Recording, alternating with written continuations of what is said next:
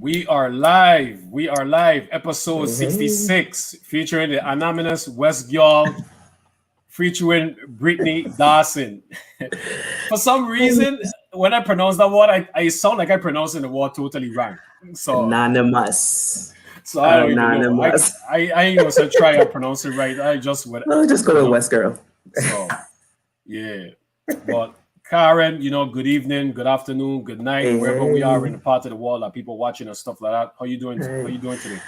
I am well. How are you? Doing good, surviving. Another day. So Yeah, another Wednesday. Been a long week, but Hey, Michael. Um, yeah, I'm here. Excited to be here. Interested for tonight's episode. oh yeah, definitely, definitely. They're doing big things. They're doing big things, and I just can't wait to learn about everything. Yeah. So but I'll go ahead and get the shout outs out of the way. So since I have since we just started Since and I you get gotta do it. yeah since I got I'm fresh, so we're gonna get this out of the way. We got legends340.com. Make sure you guys check out the website. We got Savory Eats LLC. We got meltingpotcookingclass.com. Also on Instagram at Melting Pot Cooking Class. We got Siboney Caribbean Restaurant. We got Next Level Up Printing. We got Calypso Clothing, calypsoclothing.com. This is one of the shut them right here. So if Yeah. you guys could check out the Hey, website, Dwayne. big up to Dwayne. They're doing big things. We got Hungry Hearts Hustle apparel.com. Also follow on Instagram at Hungry Hearts Hustle. This is one of their hats, by the way. And zoom in real quick. I don't want to take my hat off because my hair crazy right now, you know. But big up to Watu G. We got Island Time. We got Coach T. Got follow you want workout videos on Patreon. Make sure you guys check that out as well too. We got CaribbeanGirlsRock.com. Follow on Facebook at Caribbean Girls Rock. Also on Instagram at official Caribbean Girls Rock IG. Also, we got meltedbycroys.com. Also, I follow on Facebook and Instagram at Melted by Croys as well too. We got Rico Canario. Check out his website. Check out his Facebook as well too. We got Midnight Entertainment. Follow on Instagram, Twitter, Snapchat, TikTok at The Real Midnight, and Facebook at Real Midnight ENT. We got The Good Life Apparel. Big up to Nato. We got AIM Credit Repair LLC. Follow on Facebook at Livewire Sports. See Boogie Talks on Thursdays, 9 p.m., which is tomorrow. You guys check it out. His previous episode, he had on Makeda. Very good episode. A lot of information, a lot of gems, a lot of good, positive conversation, good dialogue. So you guys definitely go back on his page and check out last week's episode. We got the brand website, www.brandnewhomes.com. We got On The Edge Performance. We got follow on Instagram and Facebook at Dexter_Sinister_exclusive. Unapologetic, his clothing. So you guys check that out as well too. We got Apollo Legion, Paris Enterprise. We got Right Way Service Station, Bubbles Promotion. We got Larisha Star Brown and her Stars Eats and Treats as well too. She's based just outside of Orlando. She usually have food sales. I get tongue. I just know. We got Mentality of a Pro, Tegan First book. So you guys definitely check that out. His website is www.kevincoachtshepard.com. We also have Nona Enviro Group as well. And the website is www.environona.com. I might have pronounced that wrong, but I apologize. Shout out to Wade, shout out to the whole team as well too. And last but not least, our elite podcast. Our YouTube channel is at v.i.legends, as we always honor the different people in from the Virgin Islands. It's not all about accomplishment or popularity. It's just all about, hearing everyone's story and preserving the history of the Virgin Islands in so many different ways, different angles, different avenues, different professions, the whole nine. So if you guys know someone that's willing to come on, definitely reach out and we can make it happen. We more than welcome to hear everybody's story, so. With that being said, I hope everybody doing good. I hope all the viewers tuning in, supporting the West Gyul, supporting Brittany Dawson as well too. I hope everybody doing well. Good night, good evening. So Karen, previous episode. Yeah, Trisha Greg. That was fun and enjoyable. Great experience listening to her story. Just hearing her journey, from home to the States, being in 9/11 or being in New York for 9/11, experiencing that kind of firsthand. And then, her health struggles and then kind of just overcoming all of that, taking us through the whole story was pretty awesome. What stood out most for me was that, she's somebody, in our age group who's worked the same job for 20 years. You don't hear people doing that much anymore. So for her to love her job as much as she does 20 years later, as much as she did on day one, was just super impressive for me. Nice. Well said. Well said. Well said. I'm gonna be I'll be man. Her Portia episode was amazing. Honestly, it was amazing. It was heart touching. Um, it's amazing what she went through and what she grew through. And I think I could understand it more just because I've been in the front line with my family experiencing, what she experiencing and also what Right. she deals with as far as her profession as well Right. too. So I got nothing but respect, nothing but love for Persia. I think her story, I don't want to come off like corny or anything like that, but I think if someone really listens to her story, if they go on YouTube and really listen to her story could be like a movie, honestly, because you touched on a lot of stuff that she went through, and especially that Right. that instance The in New 9/11. York, yeah, Yeah, 9/11 and stuff, jeez. um even that incident when she was walking up the stairs and that incident happened and she couldn't Right. call out for help and Right. stuff like that. Just some of those intense moments and stuff, and being diagnosed with lupus and then not being able to have a kid, and she was able to have two kids and stuff like Right. that. All that we got it. I cry and I cried and You everything. did. You did. I'm Fang not. did too. Yeah, so that's a show like how touching Right.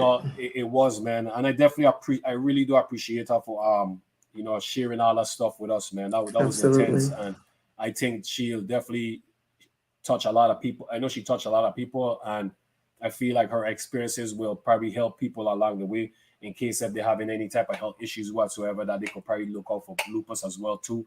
And the fact Right. that she's in the mental dealing with mental illness and stuff like that, anyone that have any questions could probably reach out to her too as well too. So shout out to Janae for making that happen for us, as well as shout out to Langelo because she also reached out and was like, man, you need to get Persha on. She has a great story. So shout out to everybody that made that happen as well too. So definitely big up to Persha and everything. A big up to all the previous individuals that have come on the platform, and also this month as well has been a great month with all the different women that has touched Yeah. the platform. All the stories has been remarkable, and it's been amazing, and it's just been amazing, honestly. Just hearing so many different stories from the women. Yeah. So you know Gotten to talk to women who are making history during Women's History Month. So kind of awesome. yeah, it's awesome. So definitely big up. Hey, Carrie Ann. And we forgot to ask Persian who would she like to see and who would she like to see us interview on our podcast. We didn't ask her that last We didn't. Monday. No, I forgot. I Okay. actually Well, forgot. Yeah. we know how So to. She knows how to find us, and we know how to yeah. find her. So I'll definitely reach out to Persia and see what name she give. So Right. but shout out to all the viewers. Shout out to everybody. Hope everybody doing well. But the moment is here. Episode 66. West Girl Ambassador Brittany Dawson. We gonna be having her coming up next. So Right. Yeah. So, like Mumba said, Brittany Dawson coming to us from LaGrange. So definitely a West girl, all the way west. She is currently a nurse practitioner and a midwife, and she is a anonymous West Girl ambassador. So, Brittany, welcome to the Elite Podcast. Hey, Hi. hey, welcome, how are welcome, you? welcome.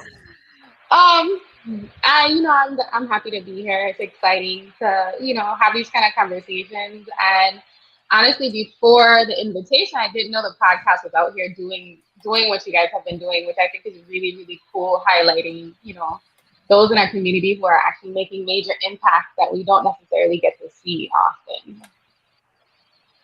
Yeah, Thank thanks you, for thank being you, here. thank you. Appreciate it. Mhm. So, How you doing today? How's everything going? I'm blessed and highly favored. I feel like somebody's old grandmother when I say stuff like that. But things are going well. I stay pretty busy. And I can't complain. Like life. I could complain, but I choose to usually stay on the more optimistic side of things. Nice. Yeah, I think that's the best way to be. That is the best way to be. That's the best way to be.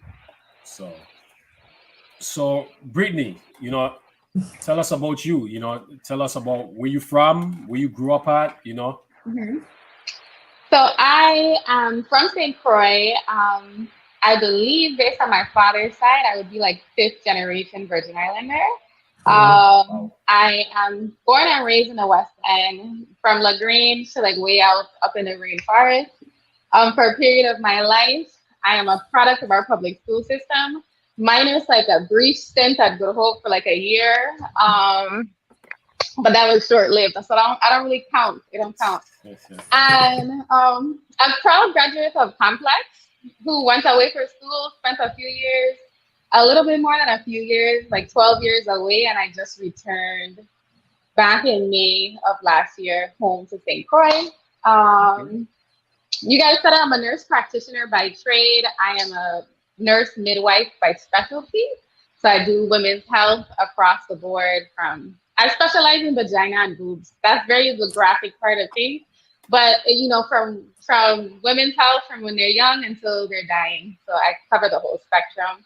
Oh wow. And I am proudly working at JFL right now. And I am the only born and raised Virgin Islands midwife currently practicing in the Virgin Islands. That's a big deal. Congratulations. Yeah, that's kind of cool. Yeah, Nice. It's cool. So let me piggyback a little bit. I don't know if I missed it. I don't think I missed it, but what elementary school did you go to? I went to Alexander Henderson. I tell you, I'm like a West Kid. I went Alexander Henderson. I went Arthur Richards. I went from Arthur to Complex, minus my 1 year at Good Hope when I was in elementary school. Mm-hmm. Cool. Okay, I just making sure because I know, most of the West people they'll go to Colorado, so not many will go to Alexander. Mm-hmm. But I mean, it's still West. It's right across from Wim. I was, Yeah, it still counts. Yeah, I joking. I just joking. I joking. No, so big up. I think Janae mom worked at Alexander Henderson, so big up to Janae mom representing Alexander Henderson. We have an alumni here from Alexander Henderson, so yeah. But and then on top of all of that, I am also a West Girl ambassador. So that's also on the things that I consider prideful to be a part of. Nice. So when you were young, like when you were a little kid and you was going to Complex, during that time, usually, when you were young, when you were like a kid, you want to be something, and then when you get older and you're in high school, you sometimes it changes or something it stays the same. As for you, did you always want to be a nurse practitioner and a midwife? No, not at all. I thought I know I wanted to work in healthcare. I thought I would end up more in like physical therapy and rehabilitation kind of side of things. And then my father had been ill the majority of my life. And I saw the mistreatment that he dealt with his disease, functioning within the healthcare system and how difficult it was for him to maneuver. And by the time I graduated high school, I was like, I'm going to be a nurse. Like, I'm going to be a nurse. I'm going to work in public health. I'm going to come back home and open a public health clinic. That was like this is what I'm going to do in my life. And then I went to nursing school and I had this really strange opportunity to do my women's health and labor and delivery rotation with a set of midwives. And I was like, at first I was like, well, at least I don't have to, do the traditional thing. And I was like, I'm going to go do this. Because at the time, my mom, I had known my mom's birth story, which she delivered with a midwife, and she delivered me after Hugo here on St. Croix with a midwife in a tent with a light on her head. Is this how the story goes? So I was like, cool, I'm gonna go see what this is about.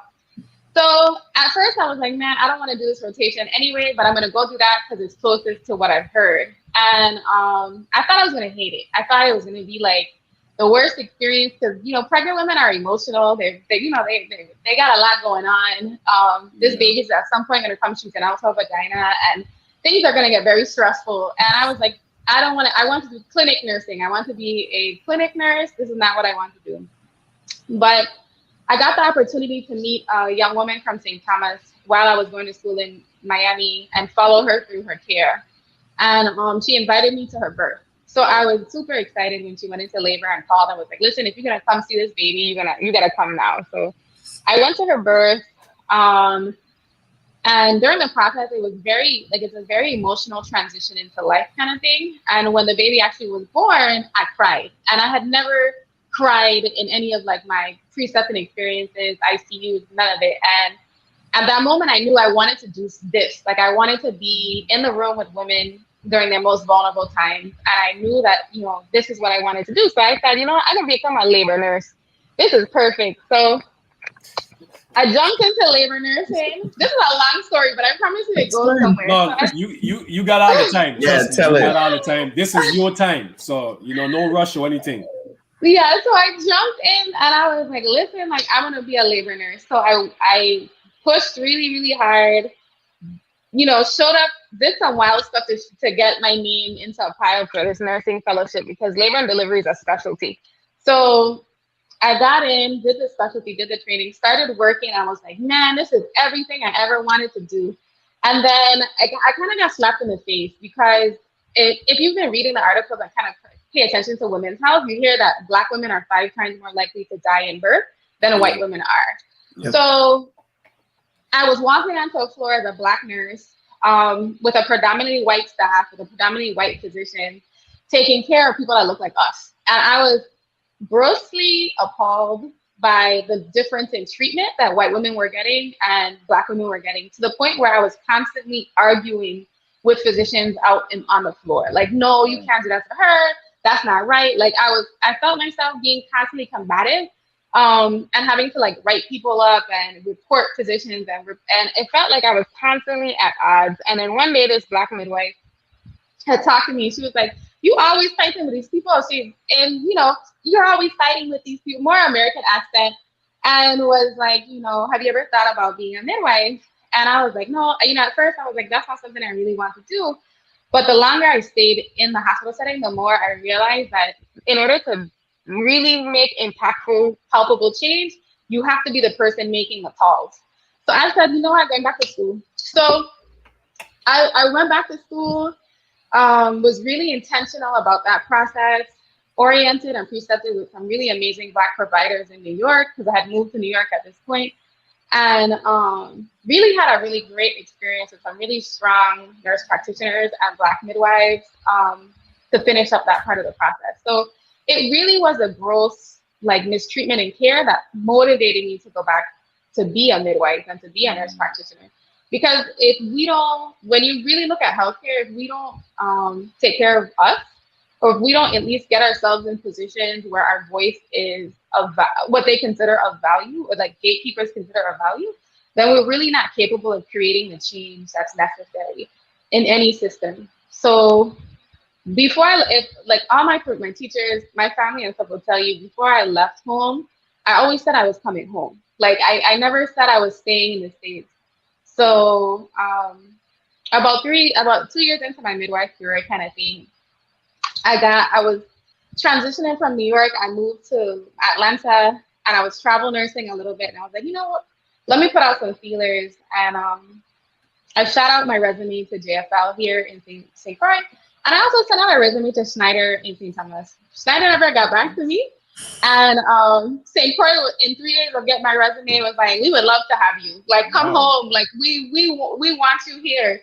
And I was like, and I was just about to potentially take an offer with another practice. And I was like, man, I'm really going home. Like, let's do this. So I was like, all right, like, let's go. So I really actually wanted to be here. So the opportunity was like a perfect timing kind of thing. So yeah, I really believe that you end up where you're supposed to be at the right time. So last May, I transitioned back and kind of been smooth sailing since then. That's good. Really good to hear Mhm. that. Yeah, that's pretty cool how everything came together. Mhm. Yeah. If Timing is definitely key. Yeah, that's true. If you don't mind me Yeah. asking, if it's not too personal, what did your dad health issues was? If you don't have to answer, but I just No, no, no. I'm a let me okay, so let me also foresight this. The West Girls said they want me to do it because I am an open book. You can ask me anything and everything, and I will tell you the truth. Just don't ask me a question you don't want the answer to. I will give you my honest opinion. Um so my father my father passed in December of this year. So my father Oh, sorry of to hear sorry last to that. hear year. that. Sorry to hear It's that. okay. Um, he had his entire life. He's had sickle cell anemia. He had the worst version of that you possibly can have. So he struggled with that most of his life. And one of the things that we don't like you don't hear people talk about is systemic racism in healthcare. So my father Mm, also was a 6 foot tall Rastaman. So him presenting himself to the hospital in the States, they would treat him as a pain seeker or like a pill seeker, like an addict. They would treat him like his pain wasn't existing. And from a young age, and this is like some real life, like just black stuff. I am received a lot better than my super dark, tall Rastaman father. So if he makes noise, they look at him as aggressive and combative. But when his light skin curly hair, that's how it look like this, shows up and is like, what's going on? I got a lot more responses from the healthcare team than he would get. So he later in life also developed end stage kidney failure and a couple other complications in relation to his sickle cell disease yeah. because he was considered old for a sickle cell patient because they die, especially in his time frame, usually before they make 18. So he was told at his age he wouldn't live to see 16, and he lived to see 55. Right. Wow. Yeah. But Wow. that's my guy, man. That's my guy. That's my Yeah, guy. that's tough. That's tough. You know, Mhm. it's always tough when individuals have to go through that in life, dealing with health issues and stuff like that. You always wish everybody could just go through life healthy and don't have to worry about those type of stuff. Unfortunately, that's not Mhm. how life is. But you know, Yeah, it's tough. I think the conversation is that at some point in your life, you will be faced with some kind of sickness. Something's gonna happen. Right. And I think the conversation around what you should do um, when that happens is far more important because depending on where you are, we are very fortunate to be not be dealing with systemic racism so much so in our system here in the Virgin Islands. But if you have to go away or you have to seek care somewhere else, the reality is the studies have shown that white providers and in large amounts feel like our skin is thicker as Black people. They feel like It's our pain tolerance is just higher. higher. They feel Yeah. like we don't feel pain the same way. And it's very scary. And this is why, COVID is a really big deal. This is why healthcare in general is a really big conversation right now in the system because black bodies die because we're ignored. Not because we don't have the education, not because we're, socially, economically challenged, not because like you would think status and things like that the studies have shown it has nothing to do with that. It has to do with it's all in fact systemic racism. Yep.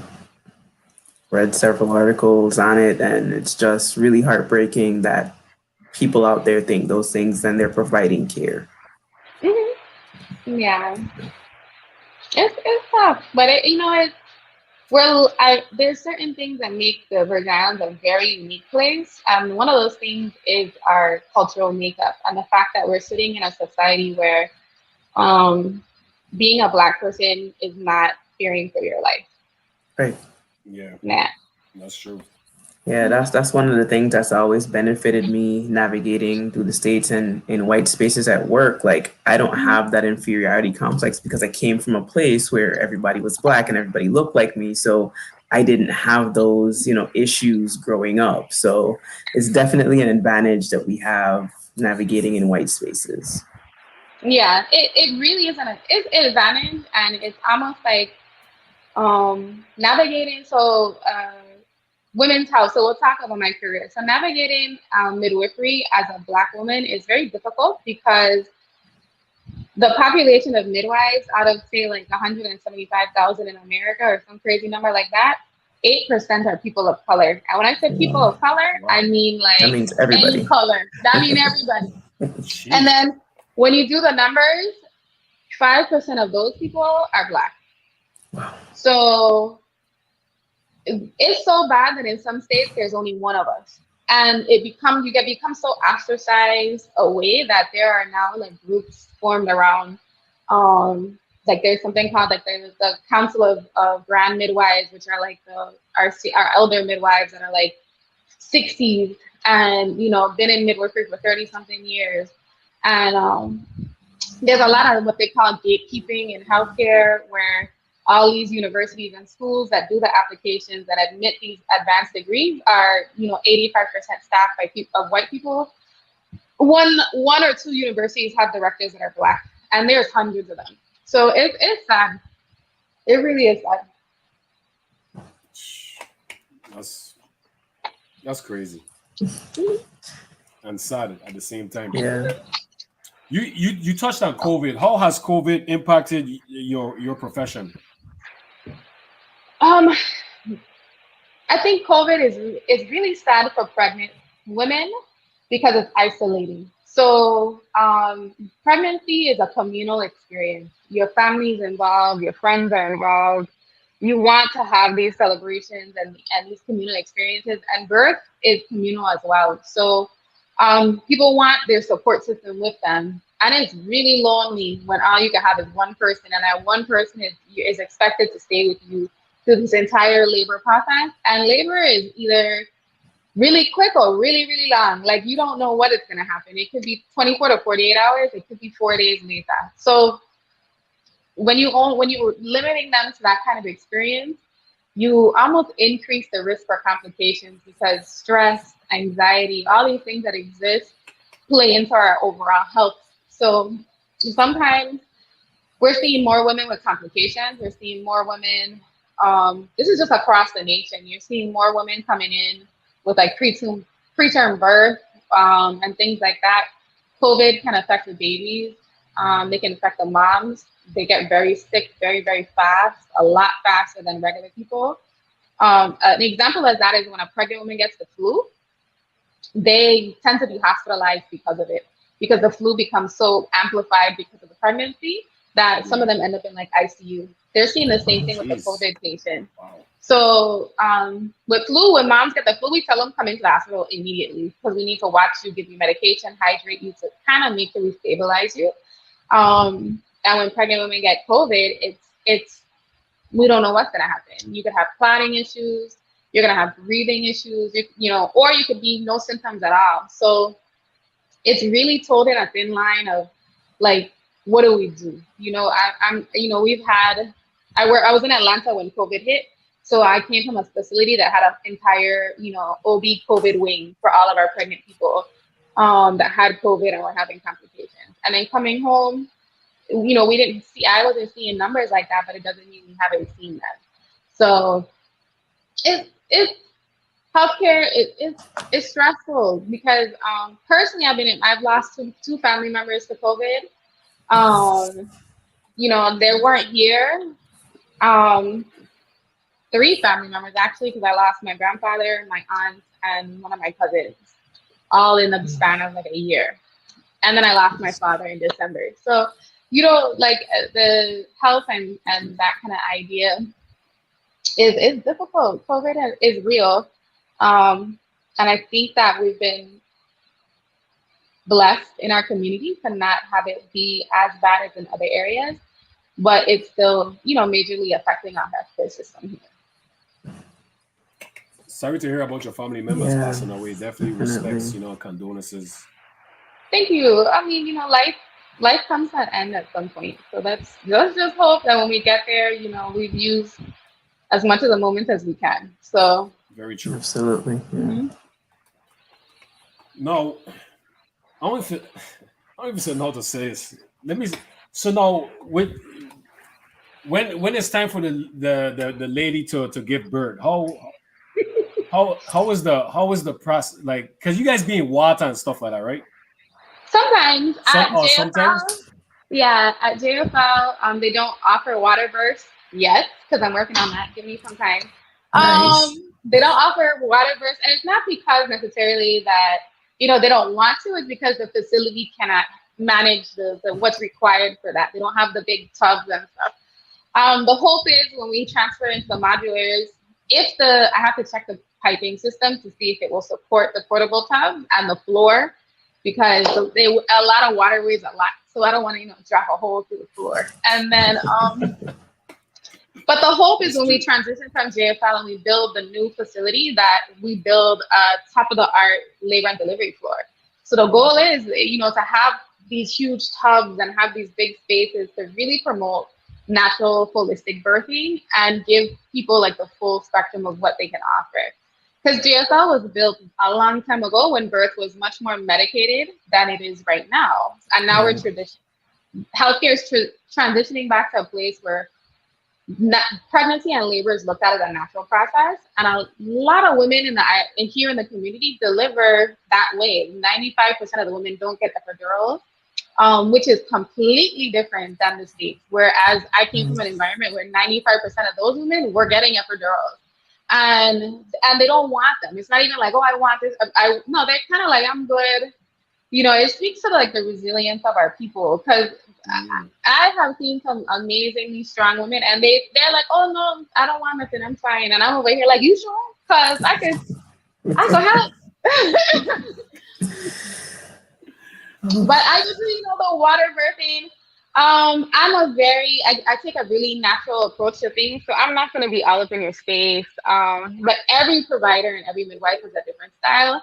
I'm kind of here to guide you to deliver your own baby. I'm just a set of hands in the room. I don't deliver. The mom delivers. I kind of just catch.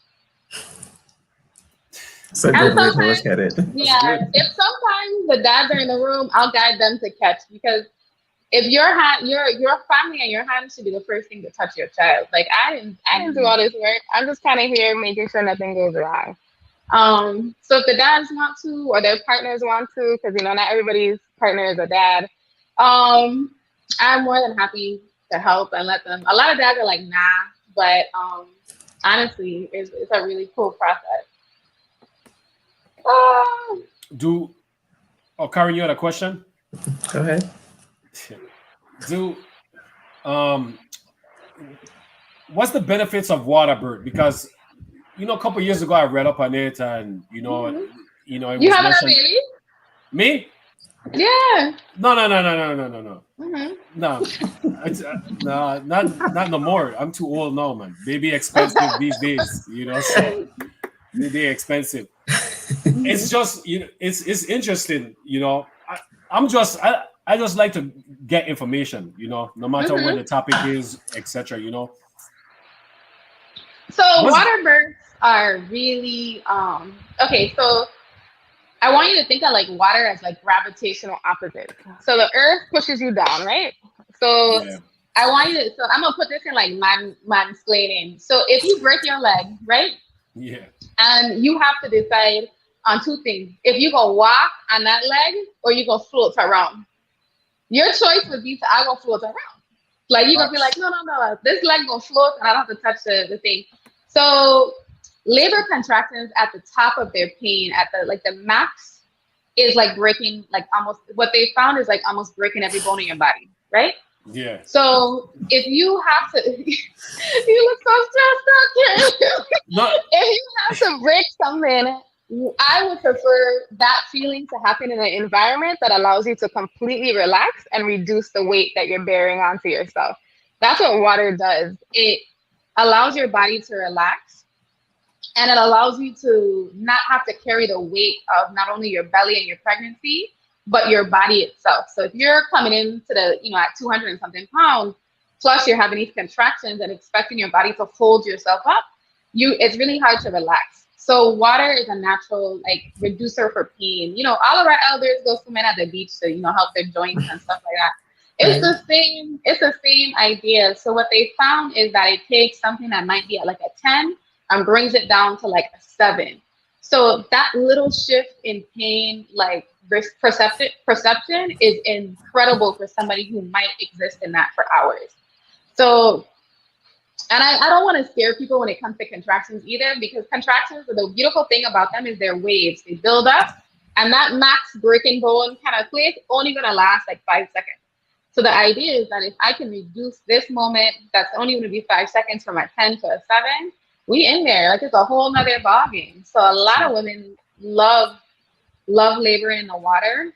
And also the babies, when they're delivered, have like a reduction in what they call birth trauma, because they're coming out into an environment that feels completely normal to them. And they don't have the stress. So they come out and they look like they haven't even been born. They kind of just chilling until you pull them up out of the water. And when you pull them out of the water, they're back to life. Like, oh, okay, we're here. Like, let's do this. Yes. That's pretty cool. Yeah, interesting explanation. Yeah, and it reduces things like vaginal tears and stuff, because all of this pressure that's brought into the world from hands and touching and doing all this stuff is reduced. So most women have a reduction in their tears. It's all around a really good option. It's not for everybody. Not everybody likes it, because birth is a messy environment. There's a lot of other things that happen during delivery. So in that time, it's kind of like, some women who love it. Other women be like, no, get me out this water. Like, I don't want to be in this at all. Do you guys play music when lady going through birth? Like smoother music, Mm-hmm. I think for me, I'm all about a vibe. Like if you've ever, for some of the women who have been able to like have me throughout their birth process, I always talk about creating an environment that is welcoming for you. So I'm a very calm person. I like candles. I like a little smooth music. So that's usually the environment that I would feel most comfortable in. And it's a very stressful situation. It's probably the most stress your body will ever be in for any period of time. And your environment should reflect that. So if you like fluffy pillows, you should have fluffy pillows. If early in labor, people tend to be a little bit more excited. If you want to walk up, you should have your walk up music.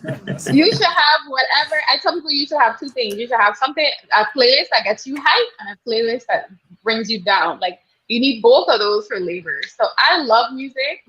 I love like aromatherapy and all the lights, and like let's create your birth story should be something amazing, and a lot of women get cheated of that. They get cheated of it being like a really beautiful experience, when in all reality, this is normal. It should be like a really beautiful experience. So I encourage it. A lot of people don't bring it in because they're not getting a lot of the education that they deserve, that are about like their options and what they can and cannot do. A lot of them are really just nervous about what is allowed. And I always say, like, whatever you want is what is allowed. Like you pay the hospital for you to be there. You pay your partner, like you paying your provider. You know what I mean? It's my job to make your dreams come true in the safest way possible. That's a good way of looking at it. That's pretty cool. Have you, Karen? You have a question, Karen? No, I'm learning. I'm just good information for me, or good information for everybody else.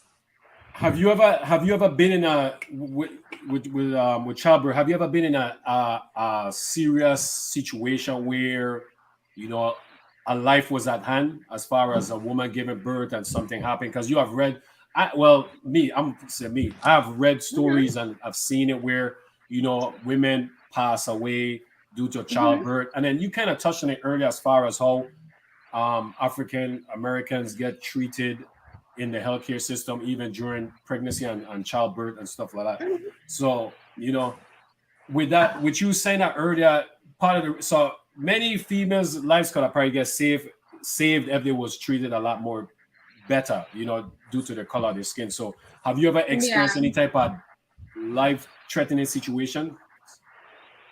Yeah, I mean, when I worked in the States, especially, I worked at a facility that did something like 6,000 births a year. So, We're talking like, yeah, so we're talking like big numbers. And when you work in facilities like that, a lot of the rare things you don't see very often, you see a lot of because you're doing so many numbers. So it made for a really great experience for my education. But, you know, being a labor, let me say birth worker, because I think that encompasses providers, nurses, doulas, midwives, like all of us. Being a birth worker means that you are a part of the best day of somebody's life or the worst day of somebody's life. There is no in between because you're either going to have a great, happy birth and a healthy mom, a healthy baby, or you're not. So you work in a role that tends to be both of those things. So, let me knock on wood. I've never lost a mom. I've never lost a mom. Okay. I have lost a baby. It's tough. It's hard. And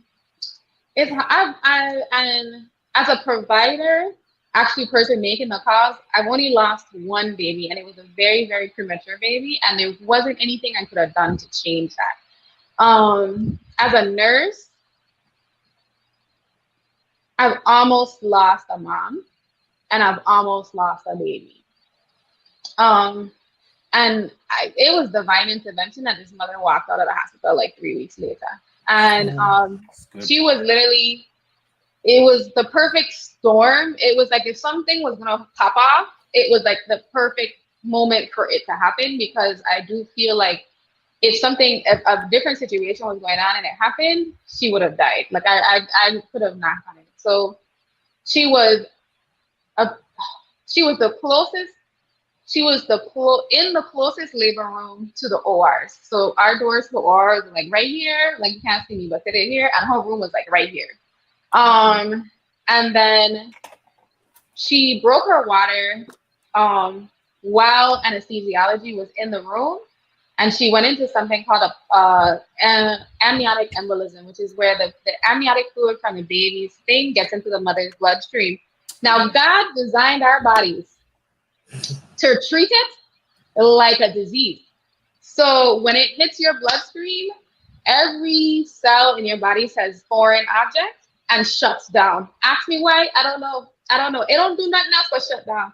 So within like 10 seconds of her water breaking, her like sats and her heart rate started going down. She completely crashed. And when mom crashes, baby crashes. It's like tandem. Like, so you're watching this mom's heart rate goes tanking, and all you're watching is this baby heart rate goes tanking, and mom fell out. Like it was just instant. Like she fell back, but it was the perfect storm because there's two of us and two nurses in the room. Anesthesia's already in the room, and he's pulling the stuff off the wall because all he's watching is his monitors start screaming because he was doing an epidural.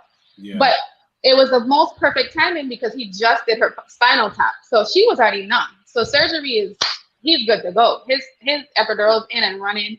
And so he slapped some tape on it, and like she had just got it. So she was already secured. It was already in. And we're running out the room and into the ORs to get, not even to save her, but as much as to save her baby, because we got 2 minutes to get the baby out before baby is compromised. Wow. So we had, just so happened our head of OB was on the floor, and was a phenomenal physician, and he has something that we call an incision to uterus cut, which means that he will cut straight through the skin and hit the uterus in one incision. And it's very hard to do that effectively, but he was very good at it. So that baby was out in less than 2 minutes. And he literally cut that woman open, like a wild animal, like nothing. It all did not, like, it's the craziest experience you will ever have. And it's one of the biggest risk factors in maternal, like it's the rarest condition. You don't see it often, but it is the most hardest to keep someone alive. You usually lose the mother. The only way to actively diagnose it is autopsy. That's it. Oh, wow. Autopsy. And most of them are diagnosed in autopsy because the woman doesn't make it. So that was probably the most high risk, like, scary situation I ever was in. She spent 22 hours in our ORs. She went through 16 packs of blood. She was packed. She wasn't even closed all the way. She was packed with, like, packing and taken to the ICU. But this woman walked out 3 weeks later out of the hospital holding her baby in her arms. So, and it gives me chills because everything in science says no. Everything in science says that that's not what was supposed to happen. And everything I was taught in my education is that when that happens, we do everything possible, but the likelihood of survival is like 20% or something like that. So, yeah, that's my near-death story. Outside of that, I feel like the universe has blessed me, and I feel like I'm not gonna nobody gonna don't mess up my luck because I feel like I'm everything. I hear my friends and colleagues tell me their horror stories, and I'm 7 years into my career, and outside of like 2 or 3 really bad situations, I have my patients be pulling through. So whoever my ancestors are, they pulling through. Like they hold me down. Big up to your ancestors. Right. Mhm. My heart is hurt. My heart is hurting right now. Oh God, that's crazy. How many births have you been a part of, or do you keep track? I do keep track. Okay. Don't tell anybody, and definitely don't call. If I ever get sued, this is a lie. I don't keep track of nothing. I don't have no data nowhere. I have delivered 151 babies. Oh wow, nice. Mm-hmm. Wow. In 7 years. It is 7 years. Yeah. Cool. Good. Mm-hmm. Yeah, that's still a low number. That's still a low number for my midwife career. It's coming though, because I hope to be like retiring at like 60 and like thousands of births in. Like, hey guys. Right. Yeah. Since you involved with childbirth and stuff, has that shy you away from having kids or not having kids? You know what? I'm gonna be honest with you. So growing up, I was never the person I was like, I want to be married. I want to have children. I was very much so a person I was like, that's not for me. Like I don't want. Who gonna keep me for the rest of my life? We're gonna be together for forever. Like that was my thought process. As I've aged, I've matured, like in my thoughts around love and stuff, and I've had some really rough experiences with love. And I was married and divorced, so like love really has changed me to the idea that okay, forever is possible. Like I really believe in forever. And then falling in love with somebody to that level was the first time in my life I was like, you know what? I might have that baby. Like I might actually have this baby. For you, I will have a baby. But it hasn't shied me away from actually wanting to have a child. If anything, it's brought me closer to a position where I would love to carry a life with some, and I would love that opportunity. I'm really at a place in my life path, I would say is a good way to put that, where I'm comfortable because I don't have kids. I have a dog. She's back here somewhere. But I'm comfortable with the idea of either having a child of my own or not having a child. And I'll be very transparent. I'm gay, like gay, like not even like, let's play around a little bit gay, like real life gay. So it's a very conscious choice to get pregnant. Like it's a very, it's not gonna be no oopsies for me. So I feel like I need to be intentional around that effort. So if I'm not willing to give my entire life over to this child, I'm not gonna bring it into the world.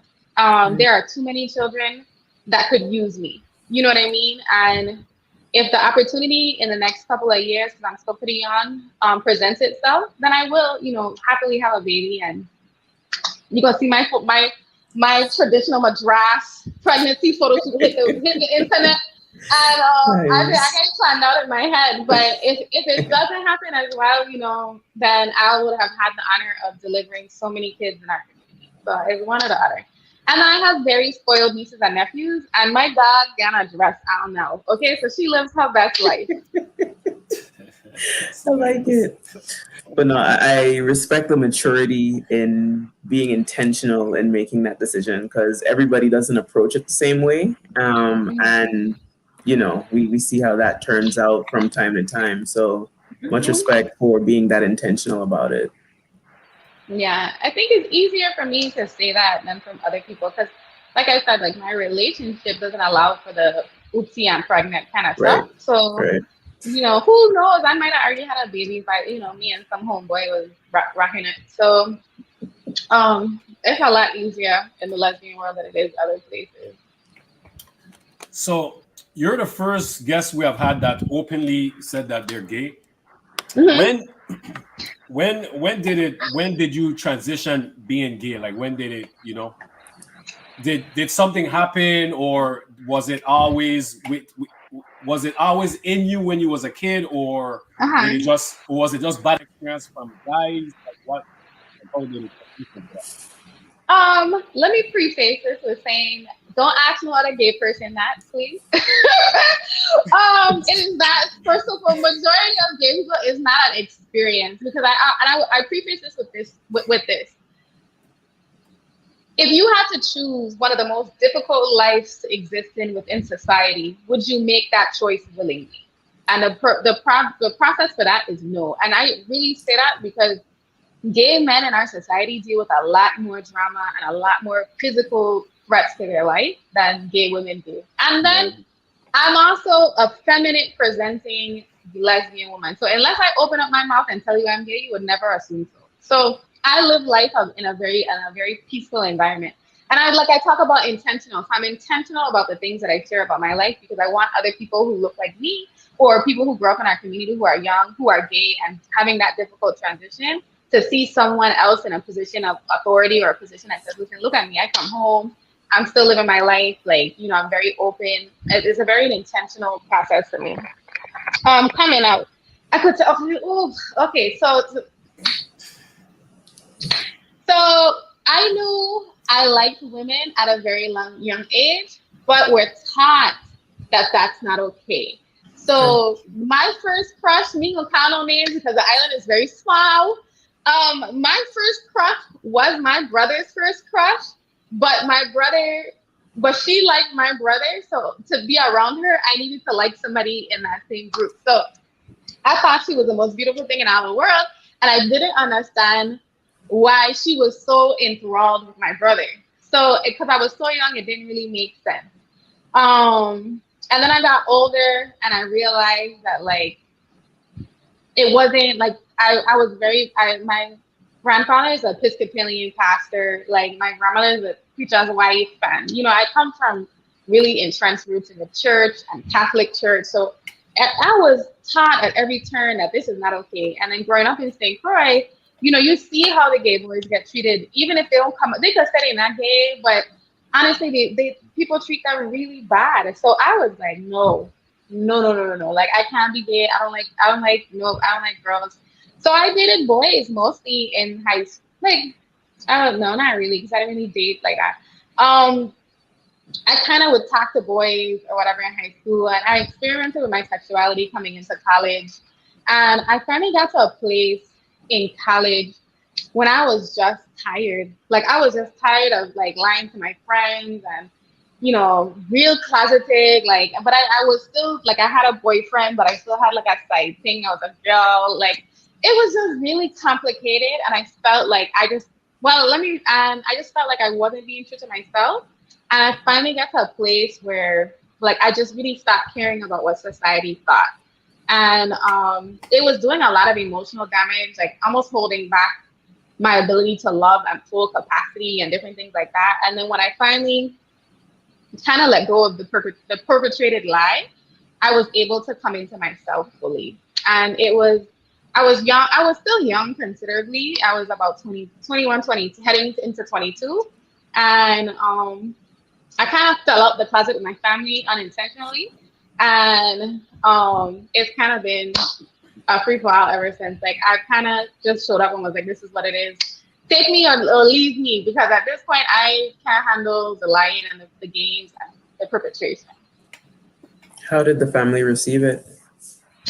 You know what? Honestly, so let me tell you, you got everybody, like the world knows my mom. So I would say my mom probably got the worst coming out story that ever existed. And I kind of fell out to her by accident. So I'm the realm of things that I've done in my life. I used to do spoken word poetry and like slam poetry competitively in Florida. Oh, that's And dope. I was working on this poem, right? And let's just say this poem was a little risque. And my mom's name is Bridget and my name is Brittany, and our emails are very similar. Like it was like BR Dawson, hers was like BRI Dawson. Like it was very similar. So don't laugh. I already know what is going, but go ahead. No, okay. So I tell my mother, I sent at 3:00 in the morning to my mother an erotic poem, okay, about the first experience I had with a woman. Okay. And then, oh, my poor mother. My mom, this is 3:00 in the morning, me getting out of work because I'm having to memorize this poem for a slam competition I'm going, an erotic slam competition I'm going to be doing that weekend. So my mom wakes up at 5 every single morning. So at 5:00 in the morning, my phone rings. And she's like, what is it? What is this? That me?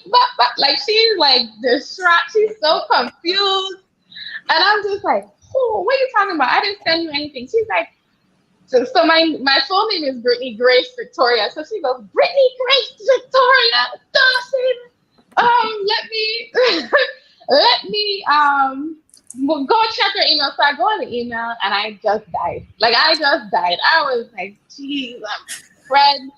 I'm like, I'm so sorry. This is not how I wanted to have this conversation. And she's like, what are you trying to say? And I was like, well, it says it there. So, I love you. Bye. And I kind of just cleared it on her after that. And my mom is a really eclectic lady. She's super talented, super intelligent. She's been in the community. She's not from here, but she has been in the community for longer than I've been here and existing in the world. So she's basically lived here longer than she's been alive.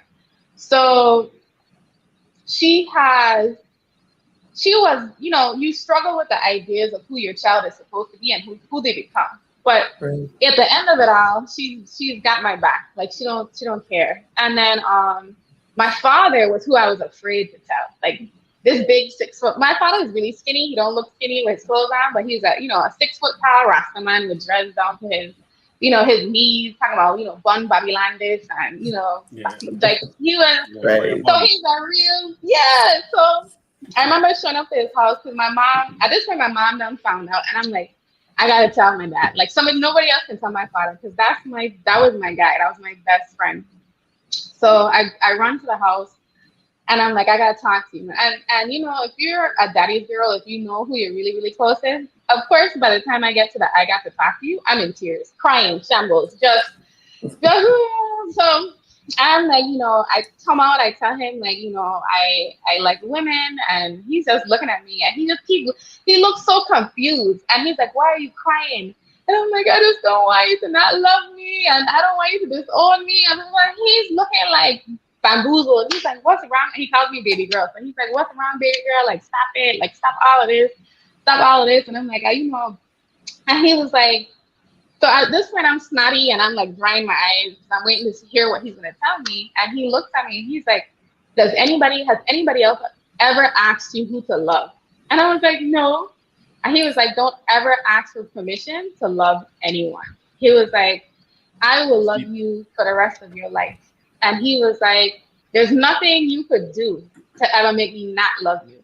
And he was like, look, no one has ever asked you for permission, so never ask anybody for permission. He's like, live your life. And then he goes, Rastafarian. So he's like, Jai's love, Jai's light, Jai's not, this hellfire thing people like to pretend it is. And, our job on this earth is to love each other. And that's his motto on life itself. And at that point, I feel like that was like a really big turning point in my life, because I feel like if I didn't have my father's acceptance, I would have struggled a lot harder. But at this point, this is my best friend, my cheerleader. And I was like, okay, well, screw the world. Like my daddy is on board.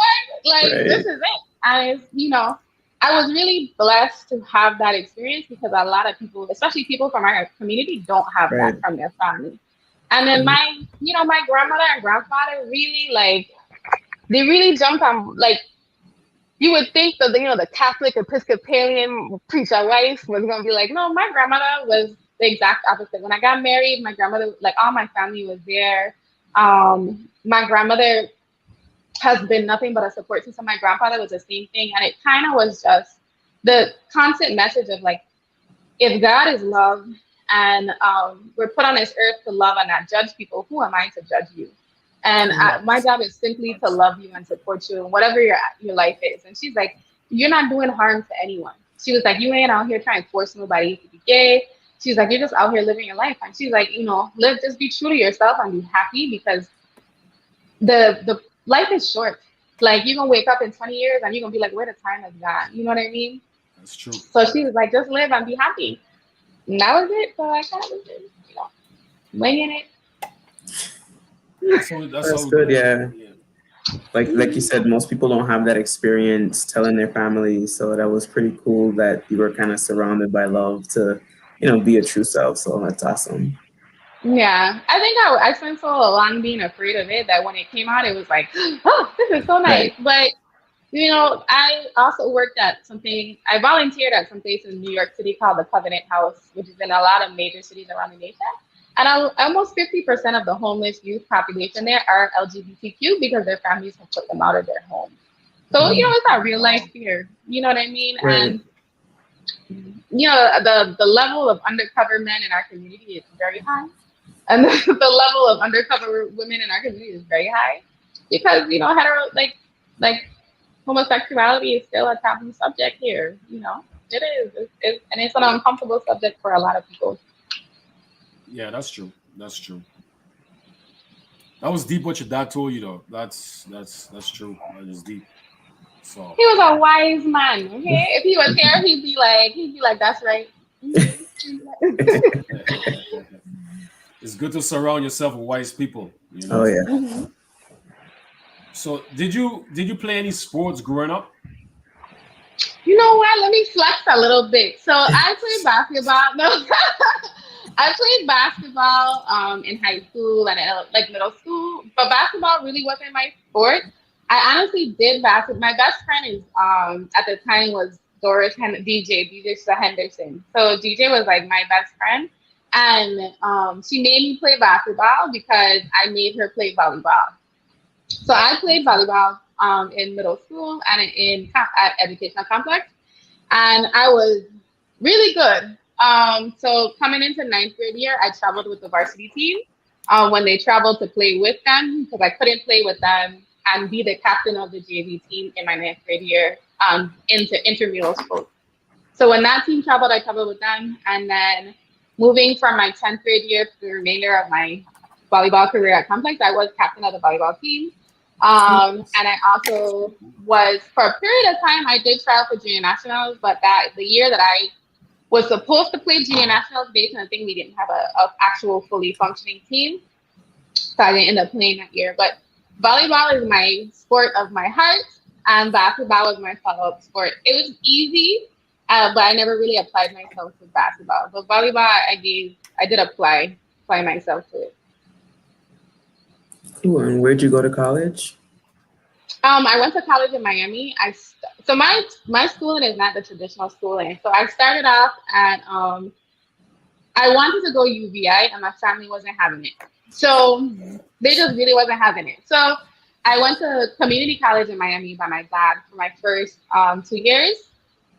I applied to nursing school, didn't get into not one nursing school with a 3.89 GPA. And at the time, it was like a really competitive time. I don't know what the heck was going on, but I didn't get into any of the nursing programs. So I sat out a semester and I was like, all right, I'm going to apply to like some just associate's degree nursing program. So I applied to a trade school in the area's associate program, got in, did another year and a half there, almost 2 years, got my associate. Went on immediately after to a university in Texas called Lamar University to finish my bachelor's. A year later, jumped into my master's program and went to Frontier Nursing University, which is where I graduated from, which is top 5 midwife program and nurse practitioner programs in the nation. Finished up my master's, and I'm currently in my final 2 terms of my doctorate program. So I am a doctoral candidate. Yay, congratulations. Good to hear that. Yeah. Yeah.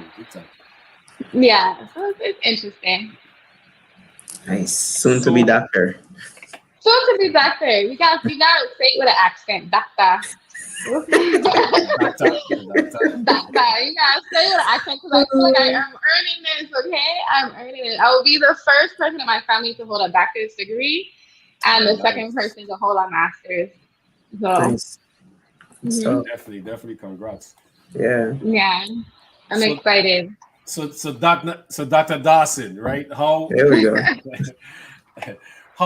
So now, how did you get connected with West Y'all, and Let me give you the tea. So every ambassador that's associated with West Girl is associated with the original West Girls that formed the actual West Girl, anonymous West Girl. So at Okay. some way, all of us are connected, but all of us are West Girls. So there's really no way to determine how that connection is.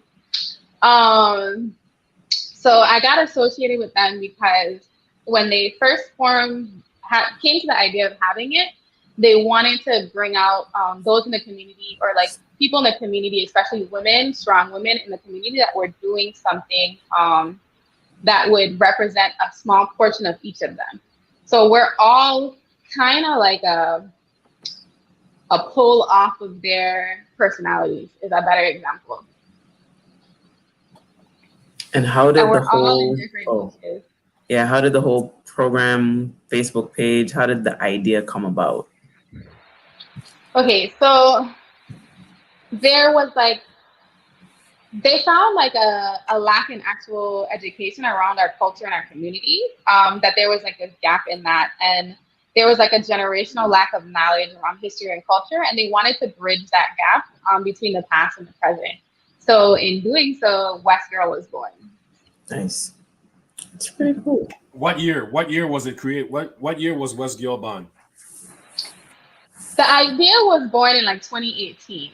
So the idea it was just an idea at first, and then it actually officially launched last year in 2020.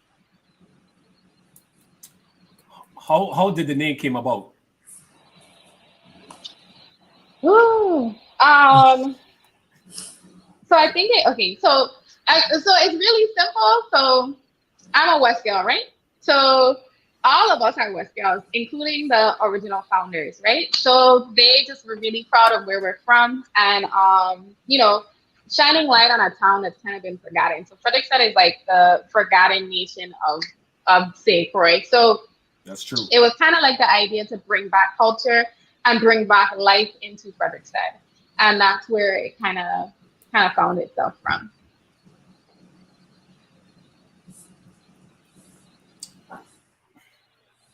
I want, man.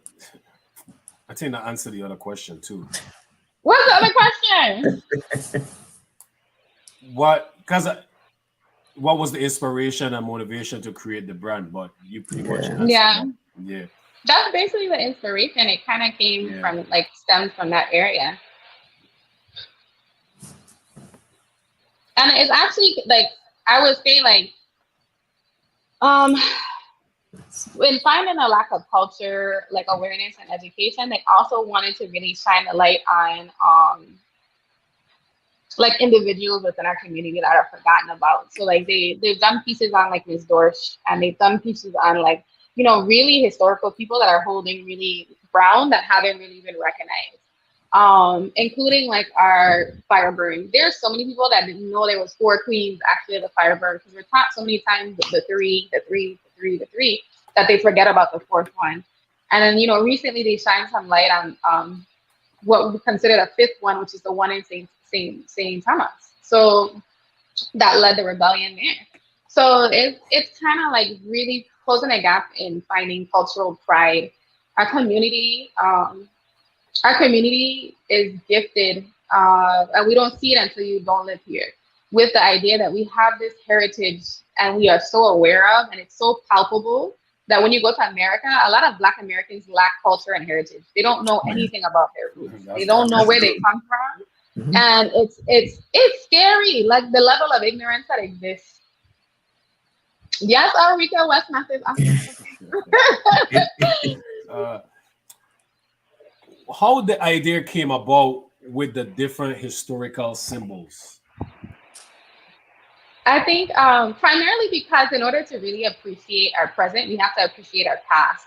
So with West Girl, it was really important that we figured out where we came from and to really highlight those historical figures so that we could really appreciate where we are. Um, and that's like a big deal. So we have lost the true definition of some of our holidays, like Bull and Bread and Transfer Day and those kind of things, because we're losing we're losing our culture to colonialism very heavily and very fast. So, what are some of the ways, and for people who aren't familiar with the brand or the Facebook page or any of that, what are some of the ways you all recognize the historical figures, the current people, all that stuff? Mm-hmm. One of the beautiful things, I don't know if you can see it, is the pin that I have on. I wish I could take it off. So this pin is one of the queens. So all of the different queens that they have for the pins have a different madras. One has a white one, a head wrap. This one has a black head wrap. That's for my vibe that I'm going with right now. And then some of them have like a madras, head wraps, and they all represent kind of like the four queens of the fire burn. We have this month, they, for History Month, Virgin Islands History, they released the windmill pin, which is a historical piece. Virgin Islands born and raised pins and things like that to really bring back the idea around this pride aspect of it. They're also doing other things like they're going out and highlighting businesses within the community, rating them.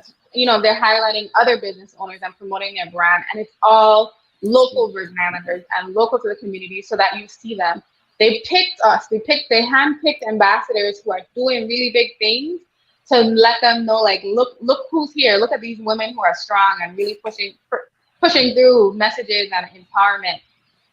So they're really taking the time to be intentional about their efforts and really wanting the brand to highlight everyone, like to be a representation of our community and not so much an individual.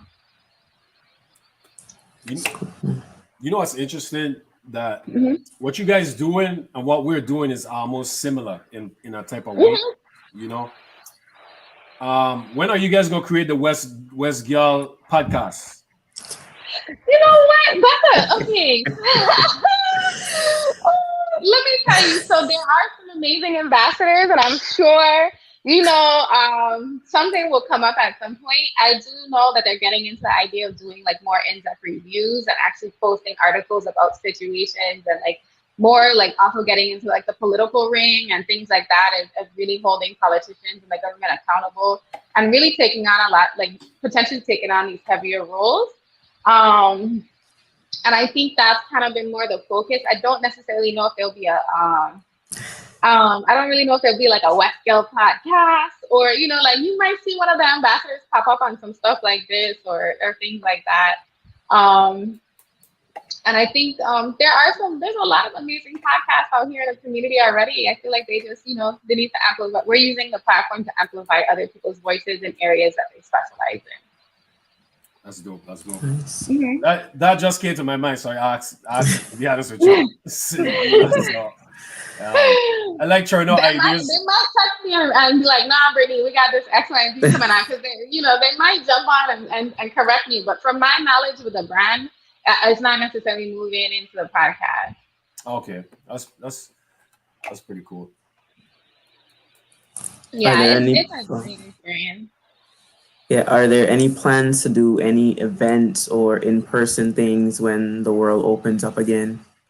Yes, the plan is to really highlight Frederiksted. So the hope is to like partner with businesses in Frederiksted to make sure we host these events in the town because it's West Girl. The hope is to have more events centered around not only our culture but just as a community having fun and things like that. So, and they're doing like collaborative brands. Like my shirt says "Be the History." This is a collaboration between Upper Class here in the Virgin Islands and Anonymous West Girl. So this is their March limited edition release that you can pre-order now. So they're working on doing things like that. So in also working in collaboration, they're able to highlight this other brand that may not be getting as much traction. So push them forward. And they're, Upper Class is a really amazing brand itself because it's really highlighted around being humanity, like being good people and what that looks like and what is considered upper class. And so they're doing stuff like that. I do know, we'll have pop-up sales and, highlighting events and stuff, but I think all that's to come. We're in the middle of a apocalypse kind of still, so when the apocalypse is over, we will move into that. Right, when the new normal comes. Yeah. This question just pop up in my mind just now. when we need to talk with West Gal. We need to talk. You need to talk with the team. We need to come up with the Elite Podcast pin. The Elite Podcast pin. Yeah. Okay. Well, so what I would say is the collaboration, or if you want your own design, this will put you where the designs come from. But I think that I wouldn't call it the podcast. What I would say is Elite Society, because what we're doing is you're taking Virgin Islanders and highlighting our best of the best. You know what I mean? In a communal idea. And I think that it's an amazing representation of our community. Because we hear a lot about the negatives and the things that people, the things that the people who aren't doing what they're supposed to be doing are doing. And we don't hear enough about those of us out here really making major moves. And there are some Virgin Islanders that are really, like, people are sleeping on. Like, they really are out here making some astronomical moves in their field. That's true. And they just don't know. They don't know about the opportunities and they don't know they're there. Good point. How I didn't send you guys this question, so I'm gonna ask it because it just came to my mind. I actually forgot to send it to you guys. Mm-hmm. How many different pins you guys have? Oh, we have a lot. So we have the four Madras pins with the actual Westro pin. Yeah. We now have like Croc pins that go on your Crocs, like how Croc pins are like a thing now. So we have those. We have, including these four, we have the Lime Ricky pin, the passion fruit pin, which is the Island Berries passion fruit carton, like the real life, like it looks like the carton. They have the Virgin Islands born and raised pin. There's a lot. I want to say like at least 10 of them. Okay. Yeah, and there's a couple more that are on pre-order right now that are going to drop again. So those are, and some of them are sold out and won't be coming back because they're supposed to kind of like limited edition ones, which the historical windmill, I believe, may be one of those. If people are interested in getting pins, where do they go? The Westgirl, if you go to the Westgirl page, they have the actual westgirl.com, which is, you just go online and you actually order them. The same thing with like the shirts, because they're coming out with a brand of a shirt series that should be building. But the this shirt is limited edition, so there will only be 100 of them. Cool. That's pretty cool. We have a question here from Carrion. How does someone become a member of Westgirl? And so everybody's already a member of Westgirl. Everybody's like, you already a Westgirl. Well, you a girl because you don't look like a girl in your picture. Everybody's already a Westgirl. So everybody's already a member, because being a member just means that you are full of Virgin Islands pride and cultural history. To be an ambassador is by invite only. They are selective and are intentional about the recruitment, and it's invite only. I'm sure as time passes and some of the ambassadors like myself, really take hold in their, advance in their career and may have limited time, they will transition us out of our role and begin to highlight other Virgin Islands doing similar things, and bring them into those roles as they feel fit. But each of us represents a different part of the original founder. Nice. How many ambassadors are there currently? You know what? I should know, but I really believe it's 10 of us. I want to say 10, but don't quote me on that. Okay, y'all didn't prep me for that. And they're gonna be like, "Are you leaving?" So they're gonna be like, "You leaving some of us out?" So I'm not gonna call no names either. I'm looking now because we do have like a way that we communicate with each other, to verify that like certain things are done or our obligations are met. I want to say like 10 of us. No, that's not it. Again, I ain't got it for you. What We'll go was with the about 10. No, go ahead, Mubak, go ahead. what was the reasoning or concept of having numerous anonymous individuals that can't speak or the public? Well, no, I have to ask that over So we because can't you see. informed me earlier, so that question doesn't Yeah. really. So there's 14 of us actually. There's 14 of us. So I just counted. 14. Yeah. How did the concept come about of having the ambassadors where you guys speak? How did that concept Yes. come about? It's the idea of just representation. Honestly, they initially when the brand started, everybody kept messaging saying like, "Who are you?" Like trying to getting them to reveal the identity of the actual West girl. And the idea was we really needed to move that highlighting fixture onto something else because people were spending so much like time entrenched in who is this, who is this, who is this, that they were starting to lose the message. The idea was like, all right, so if we're gonna make this into a larger platform, how do we show up for our community without showing up? So it came from let's pick people who represent us in different lights and different forms and let them speak for the brand. So, I was reached out to do that and I was really excited because I was like, oh yeah, because West Side is like our big thing. So I was like, let's do this. And I think Miss Bryson in the chat said something like my mom was like the original West girl, which is, she really was. She spent 33 years here or 32 years here at this point. And, she's really highlighted Frederickstead in her career and the stuff that she's done. So, and what she kind of promotes for our community, even though as somebody who's not a born Virgin Islander, it was really, really like, I was born with like this pride for our town. And I've seen it from, flourishing days when cruise ships were coming in and every store had a business in it to times where it looks like right now it's just very desolated and uncared for. So I was excited, and then they did the same thing. They recruited other people, and then I didn't know anybody else was being recruited until all of a sudden we got an announcement like, "Hey, let me introduce you to each other." And we were like, "Oh!" And it just so happens that a lot of us are similar in ages. There's like a big difference because like it's that 5 to 10 year window. So some of them are older, like late 30s. Some of the ambassadors are a little bit younger, but all of us are kind of close enough to be like one person removed. So we knew of each other, especially when you're doing things. As women, you kind of know somebody or what they're up to. So it was nice to kind of be brought together and all of us be so very different, but so ambitious and very like pro culture and pro our community. Nice. Do the ambassadors also come up with ideas for pins, or is it just solely on the two West girls? They're very much so in control of their brand. It is very much so a brand. And I think the community also comes up with pins because things like somebody saying, I want a Lime Ricky pin was like, yo, we should really, do a Lime Ricky pin. Like that's like a Virgin Islands thing. Like Islandaries and brown soda is like classic Virgin Island culture. So things like that. Like you saying that Elite Podcast should have a pin may spark a thing like, okay, let's start making pins for like businesses within the community and things like that.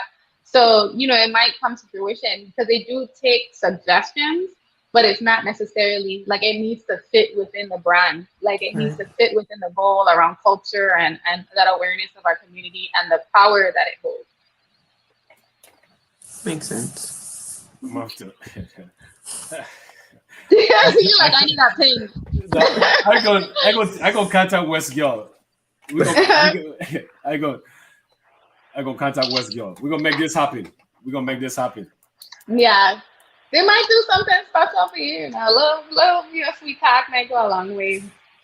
But their business, they're on top of it being like a brand, it is a business. So it's all about, empowerment of our community and culture and things like that. But they really want to make sure that the brand is, represented well. Like they don't want it to just be something that, is a free for all.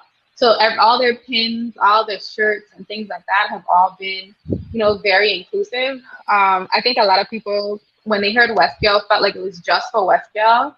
like West people, and what it became is like the Virgin Islands raised me pin came out to be like, no, like the idea is that we're all West Gals, like, you know, that our culture and a lot of the historical events within our community happen in Frederickstead, but the idea is that we are all one, like we are all Virgin Islands, and every, you know, woman or every, you know, person is technically should be like proud.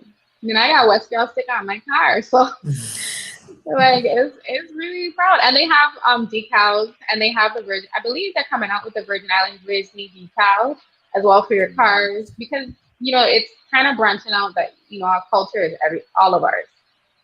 That's true. Mm-hmm. Yeah, that's unique and dope what you guys doing. Honestly, that's, and you guys kind of like empower women at the same time. You guys really highlight, you know, the women, you know, which is good because sometimes women are, you know, forgotten in society, unfortunately, you know. So I mean, we're raised in a very misogynistic society here in the Virgin Islands. You know, like women here are looked at as very much so property, and not so much as the fierce ancestors that we are. Because you have General Butthole and the whole theory behind that. But you know, like, what would they have been without their queens? What would we have been without our fire burn? And these are like rebellions led by women. You know, we have all these historical educators that are women. You know, we come from a very strong communal society of women, but we also come from a very strong patriarchy of misogynistic males. And, you know, no matter how high you get, you know, somebody wants to tell you, all right, settle down, darling, or, you know, settle down, like, you know. And I think that, like, when you listen to a lot of women that are holding positions of like power in our society, like Senator Sorrow, for example, is a great example of that. She has talked about in other podcasts about, you know, showing up and they're expecting her to have on pearls and a skirt, you know, like, who are you to be rowdy? Who are you to be disruptive? But, you know, to be a woman that creates change, you tend to have to be looked at as disrespectful, or, you know what I mean? A really empowered woman is one that's feared. So, you know, if you get to know, or you ever get an opportunity of meeting my mother, the older population around St. Croix that works in politics and stuff like that, they'll be like, oh, Bridget is something a force to be reckoned with. Like, don't play with that lady. So much so that like when I lobbied for stuff and called senators' offices, they're like, who's your mom? You know, because we live in such a small community. Like, is this lady your mom? And I'm like, yeah. They're like, oh, let me listen to you, because yeah, I don't want your mom coming for me. But that's like the mentality we have here. So, but we turn around and we really have to, you know, really look at who's leading you know, doing the majority of the work. You know, it's women, and it's not because they were let into those roles. It's because they fought to be put in those places. Because most of the time, people are just looking at you because you're cute, or they you know, the men here are very, very difficult to manage at times. That's a good way of putting it. Can So being with West Gal, right? Did that how can I say? Did you were you surprised, and did you learn a lot more about the Virgin Islands history? I've learned different aspects about history that I wasn't really aware of. So some of the things, like the in-depth about like the fire burn process and things like that, is things that are left out of our history. And then you get to meet other people, like they introduce you to other educators and other people within our community that were kind of missed, you know? So I don't know. I mean, I've learned new things, but I've always been like a really big Virgin Islands person, and I was blessed that through my educational system that, you know, like I felt like I was taught a lot about culture in our community and history and stuff. And my mom was really intentional about like some of the things that I would be involved in as a kid. So I think I learned a lot about our history. And then as I've gotten older and gone into like medical fields and stuff, I started doing more research around healthcare here and what it means to be like rural health and some of the pioneers in like women's health and midwifery and stuff. So I've kind of guided and found out more stuff like that. But I'm a believer, just like what the West Girl brand is. You don't know who you are if you don't know your past. Like if you don't know your history, Facts. you don't know who you are. And I will first time tell you, I am not good at dates and all hoopla of history, but I can tell you the gist of it. Like I can tell you what happened, and the I'm more tied to like emotional spaces and what the emotional tone would have been around that time. But there are some phenomenal historians, and the truth is we're losing most of them because they're seniors. So if young Virgin Islanders like ourselves really aren't taking up that role of being able to tell our culture, it's going to be gone. Like it really is going to be gone. That's true. That's Yeah. so true. Mm-hmm. You, Dr. Bryson, kind of talked about your mom, in the chat that you have kind of talked about your mom. Yeah. Can you touch more about your mom if you don't mind? Like, what's like was she born and raised as what? Well, not raised, but was she born in Mm-mm. St. So Croix? this is gonna be surprising. So my mother is Bridget Dawson, right? So I say that because when the old heads listen to this, they'll know who she is. My mom is also like she was born in Tennessee, so she is a white lady with light eyes and would not be the person that you would think would have come here and completely submerged herself in the culture, but she really has, and she's really taken on a purposeful role in the community. And I really, she comes from a set of people who came to the community and decided to embrace it rather than colonize it. So she really entrenched herself in. She was a part of one of the founding members for FEDA, which is the Frederickson Economic Development Association. She hosted the second jazz festival ever hosted here that was nationally recognized. She used to do, and one of the founding members for Sunset Jazz in Frederickson, when it used to be like a big thing every third Friday of the month. She's done a lot of like the economic development stuff that was associated with Frederickson. So she's been really hands-on in the community. She does a little bit of everything, honestly. And she's she's she's a really eclectic, cool lady. She really is. I want to like I some of the things that like she don't really hold no like real position now. So I want to be like, my mom is a lady you could get like drunk with on a Friday night, or like you could potentially like roll a split with. I'm not rolling no split, but you could potentially roll a split, and she would never like judge you. Like she's a really eclectic, really gifted woman, and this is also the same person that's been around like Morgan. Has done like Jamaican like reggae festivals, has traveled. She's the same lady that got bit on her like right next to her vagina for not wearing panties around Morgan Heritage, like by a centipede. So like this is who my mother is. You know what I mean? So she's really has a really great life story, and she's a really interesting person. She's super smart, super engaged, has been super engaged in the community. She's come to now, so the problem we have now is that she's so super engaged, and I've been super engaged now, especially returning home, that people come to her for stuff.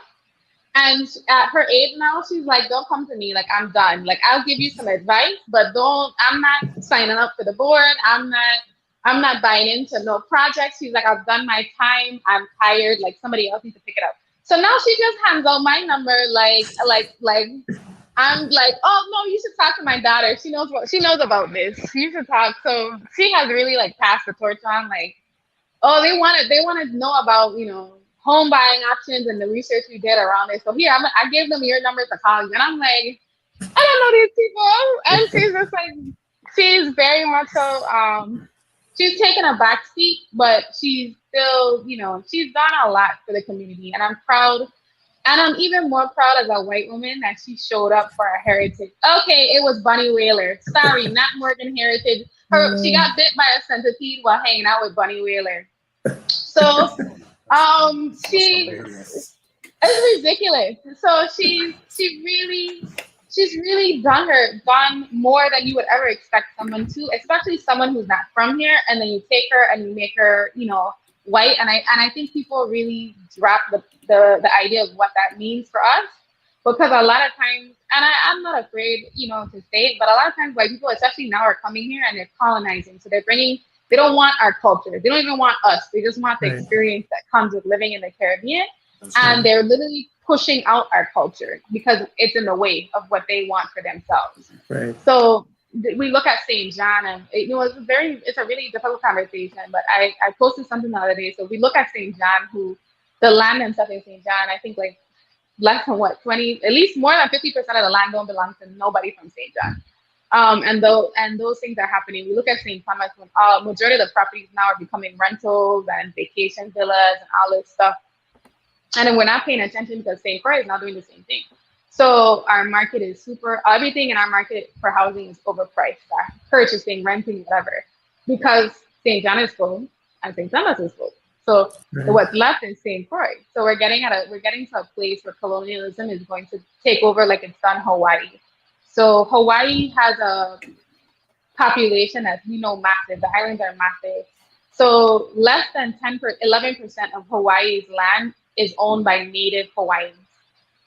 So, and that's it. That's the totality of it. So less than 10%, so less than 11% is owned by local Hawaiians, and 50% of their homeless population is native Hawaiians. Something is wrong. Yes, something is wrong there. So if we start doing the numbers here, I told somebody, if you pay attention to the population, in 2008, our Caucasian population was somewhere around 6% on the census. If you look at our Caucasian population in 2013, 2014, it was 13%. So I'm sure when we do the 2020 census comes out, it's going to be somewhere around 15 to 16%.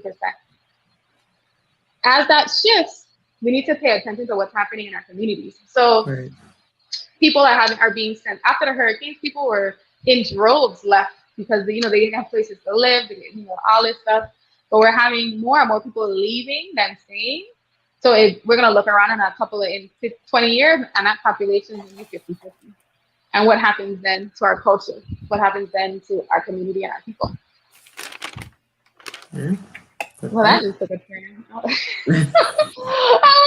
Important, though. Yeah, that took a turn. But it's really important. I feel like my favorite quote is that if everyone who can leave leaves, who's left? So we have to come back. Virgin Islanders have to come home. Successful Virgin Islanders have to come home. Specialty careers have to come home, because if you're not coming home, who do we have? Very true. That's very true. Yeah. Mm-hmm. Andre Titus have a question, a pretty good question. I just wanted to ask you this last question pertaining to your mom. I'm not sure if Karen has any questions pertaining to your mom. What year did your mom came to St. Croix? If you know. How old am I? Bridget, she's on the chat somewhere. Yeah, Bridget. So she I want to say 1989. Okay. And if I'm wrong, she gonna correct me, because she was here. I was born here, but my brother was not born here. But I was born here. So I want to say 1989 she came to St. Croix, so she's been here for 32 years. So she's been here longer than she's lived anywhere else in the world. Nice. Yeah, so she's been here a long time. So I give her that. She said, "Yep." Yeah, she's cool. There she is. I'm glad she's on here. Well, that's good. You got one right. You got the Mormon heritage wrong, but you got the year right. So, yeah, look at that. Okay. I know something. I knew it was one of them. Buddy Rayla, Morgan Heritage, same thing. So we get to Andre Titus' question. Yeah, question. Mm-hmm. Does West Girl plan to host any women empowerment seminars in the future? Yes, they do. They are they're looking with partnering with different brands in the community to help do something like that. So they definitely are looking at women empowerment seminars. They're looking at kind of like communal conversations kind of thing. And then they're looking at, like fun events like poetry nights and really like collective cultural things that will enlighten and push the culture forward. And like live music and stuff, is always a thing here for us. Our community is really has some phenomenal musicians and Right. they're really working on kind of, doing a little bit of everything. So I do know that the idea around a women's empowerment event is growing. And looking at venues to host things like that and trying to keep the venues to be actual local venues and not just venues that are leeching off the community just for society benefit kind of thing. Right. It's cool. Yeah, that's pretty cool. Man, I just had a question and I forgot. Jeez. So while Mumba thinks of his question, is there anything about Westgal that we haven't asked that you want to tell us? Organization, upcoming events, anything.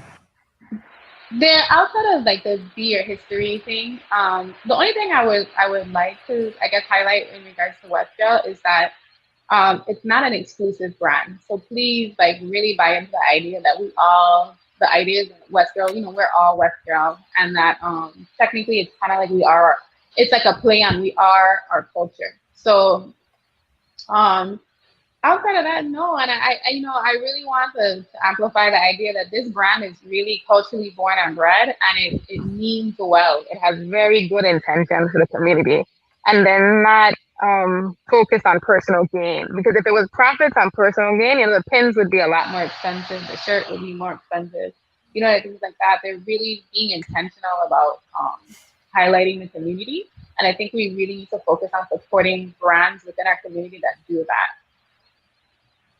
Yeah, good point. Yeah, you guys did a great job, honestly.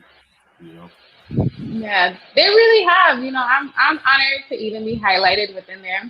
And that's why when you were like, oh, like Westgal, I'm like, whoa, like I'm not Westgal. Please make sure I am not, because I can't handle people beating down because I've had people ask me, like people who know me know I grew up in West, so they're like, oh, this could be Brittany. And I'm like, no.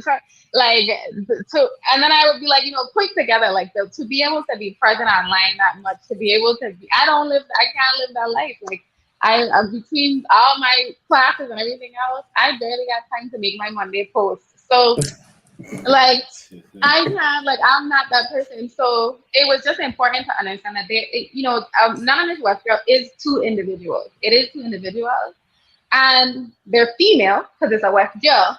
But outside of that, that's it. That's all I got for you. Like, and it's not me. West girls, they're looking for you. Are you? Keep they're really looking. And I think it's cool. Yeah, that's dope. I like it. That's cool. Yeah. I like the premise. All of us come from struggle. A lot of us, all of us have our stories. So like how we get to where we are, and I think that we all have had struggles and life goals and things like that. But I think the premise here, honestly, is that like our community is extremely resilient, and we come from very resilient people. So nobody's road is easy, but you make it happen. You make life. Life is a very intentional, engaging process, and you really make the decision. You really make the decision of who you decide to become. So I think Westgirl's idea around past and present and cultural awareness is really making an intentional decision on helping form who our society will become. And I feel like if we all take that kind of initiative, the Virgin Islands in a couple of years could be in a completely different place. That's true. I agree. Andre, that was my question for the next 10 years, but it was more fight. But this is from Andre Titus Jr. What motivates you to push on, and where do you see Westgal in the next 10 years? I think Westgirl, let me answer the Westgirl part separately. So I think Westgirl sees themselves being an impactful presence in the community. And I see it being more than just the branding of pins and things like that. They see themselves as being actual like cultural innovators and and really creating palpable change around that the idea of culture and what we do. I think 10 years from now, I see it being a brand that creates, everything from venues and cultural like events to still being much so a retail brand within the community and consistently a place that highlights culture and potentially like Caribbean culture within the Virgin Islands. And I could see them branching into things like partnering with tourism and things like that in the long run. Yeah. Nice. For myself, I can't answer what pushes them on. I do know just bridging the steady, repetitive answer is bridging the past to the future. Like really providing culture and awareness, not just for us, like our age group, but for students, because the brand is also very present in like the high school community and the younger generation is paying attention to it, and it's really important because I don't know when we became the older generation, but we did at some point. So people are looking to us for answers for stuff at this point. So our younger generations needed something this loud, like and this vibrant when it comes to our culture to be proud of. What pushes me forward? So I come from a really resilient line of women, but I also have experienced a great amount of loss in my life, and I've been through some really difficult transitions. And I feel very strongly that I walk in my purpose. And I really have a belief in walking out on faith. And if you are really centered in who you are as a person and know yourself, there's nothing that can technically like hinder your process. So I think what pushes me forward is not only my belief in a purpose, but understanding that I really truly feel like I'm walking in that purpose.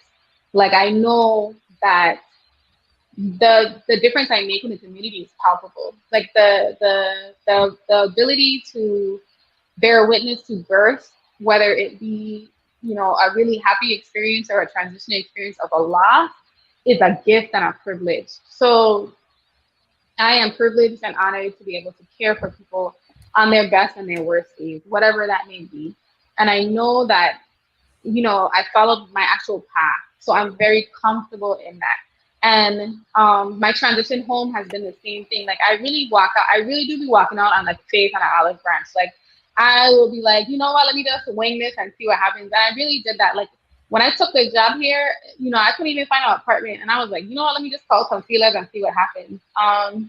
The same thing in my career. Like I got divorced in the middle of graduate school, working full time and going to clinicals 4 times, something like 80 hours a week. And I literally was just like, this is what I'm supposed to do. Like, I can't let anything stop that. Like, you can't let anything hinder who you are as a person. And if you really approach life with the intention of just pure love, like loving other people and just being gracious and grateful and, for everything that you have and are given, all that you will receive is abundance in return. So I really have been gifted a really strong belief in that process, because in the middle of graduate school and divorce, I quit my clinical site and was like, I need a new clinical site here. I'm moving, and I had it within like 3 days. I said a prayer and said, you know what, I want to go home. Let me see what happens. I was in St. Croix 2 months later, and every door just kind of just fell open. Even when I felt like something was closing, another opportunity presented itself. So it was a constant move forward. And I think most of the, and I've had, everybody has bad days where you're like, what the heck? But most of the time, I think my just belief in my purpose and the way I look at the world has really helped me persevere through a lot of things. You know what I mean? So like even losing my father, and who's, like I said, like my best friend, like they, like really, like this was my dude. So and I say that like lightly, but I really like mean like that was my person. So losing my father was one of the hardest things I've ever had to survive. And I didn't just lose my father. I held my father while he died in my arms. So there's a very big difference in like what death looks like for some people. So that's tough. And it's tough. It's tough. It's easier to talk about right now. It's tough, but I wouldn't change that for anything. Like I wouldn't have changed being able to comfort him in his last moment for any of it. Like there was nothing that I would have been, but my life prepares you for these difficult moments, and the universe gives you really hard moments to prepare you for moments like this. And I thought I thought about a long time. Like I lost my aunt, and I always thought I lost my aunt, who I was also very very close to, and I thought like my divorce. I thought losing my aunt was preparation for my loss of my marriage, but I realized the loss of my marriage was preparation for the loss of my father, and I needed to lose my aunt before all of that to prepare me for both of these social events. So it may sound crazy, but everything prepares you for your path. Like it prepares you for your purpose. And my father's death was poetic because I just moved him back to St. Croix. So because of COVID, he couldn't come back. He was stuck in Atlanta. I was trying to figure out how to get him home. And my grandmother was trying to figure out how to get her son here. And it was this big transition. And he got here, but he was already in a place where he was really, really sick. And then he just made it like back home when he was supposed to be home years ago. And he got to die where he wanted to die. He got to die at home. He got to die in his bed surrounded by, his sons, his grandchildren, his best friends, his brother, his mother. Like there was no better place for him to be.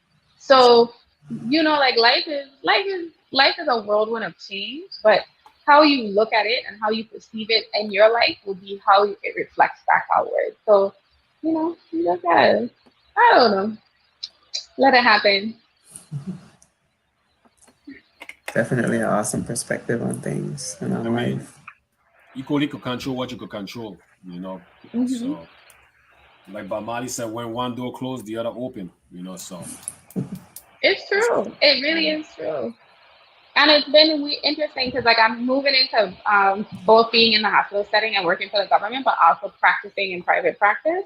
And initially, like my first step was I'm going to open my own practice and like really push forward that movement of it. But I ended up getting presented with the opportunity to partner with a provider. I was like, oh, this might be interesting. Like, let me look into this.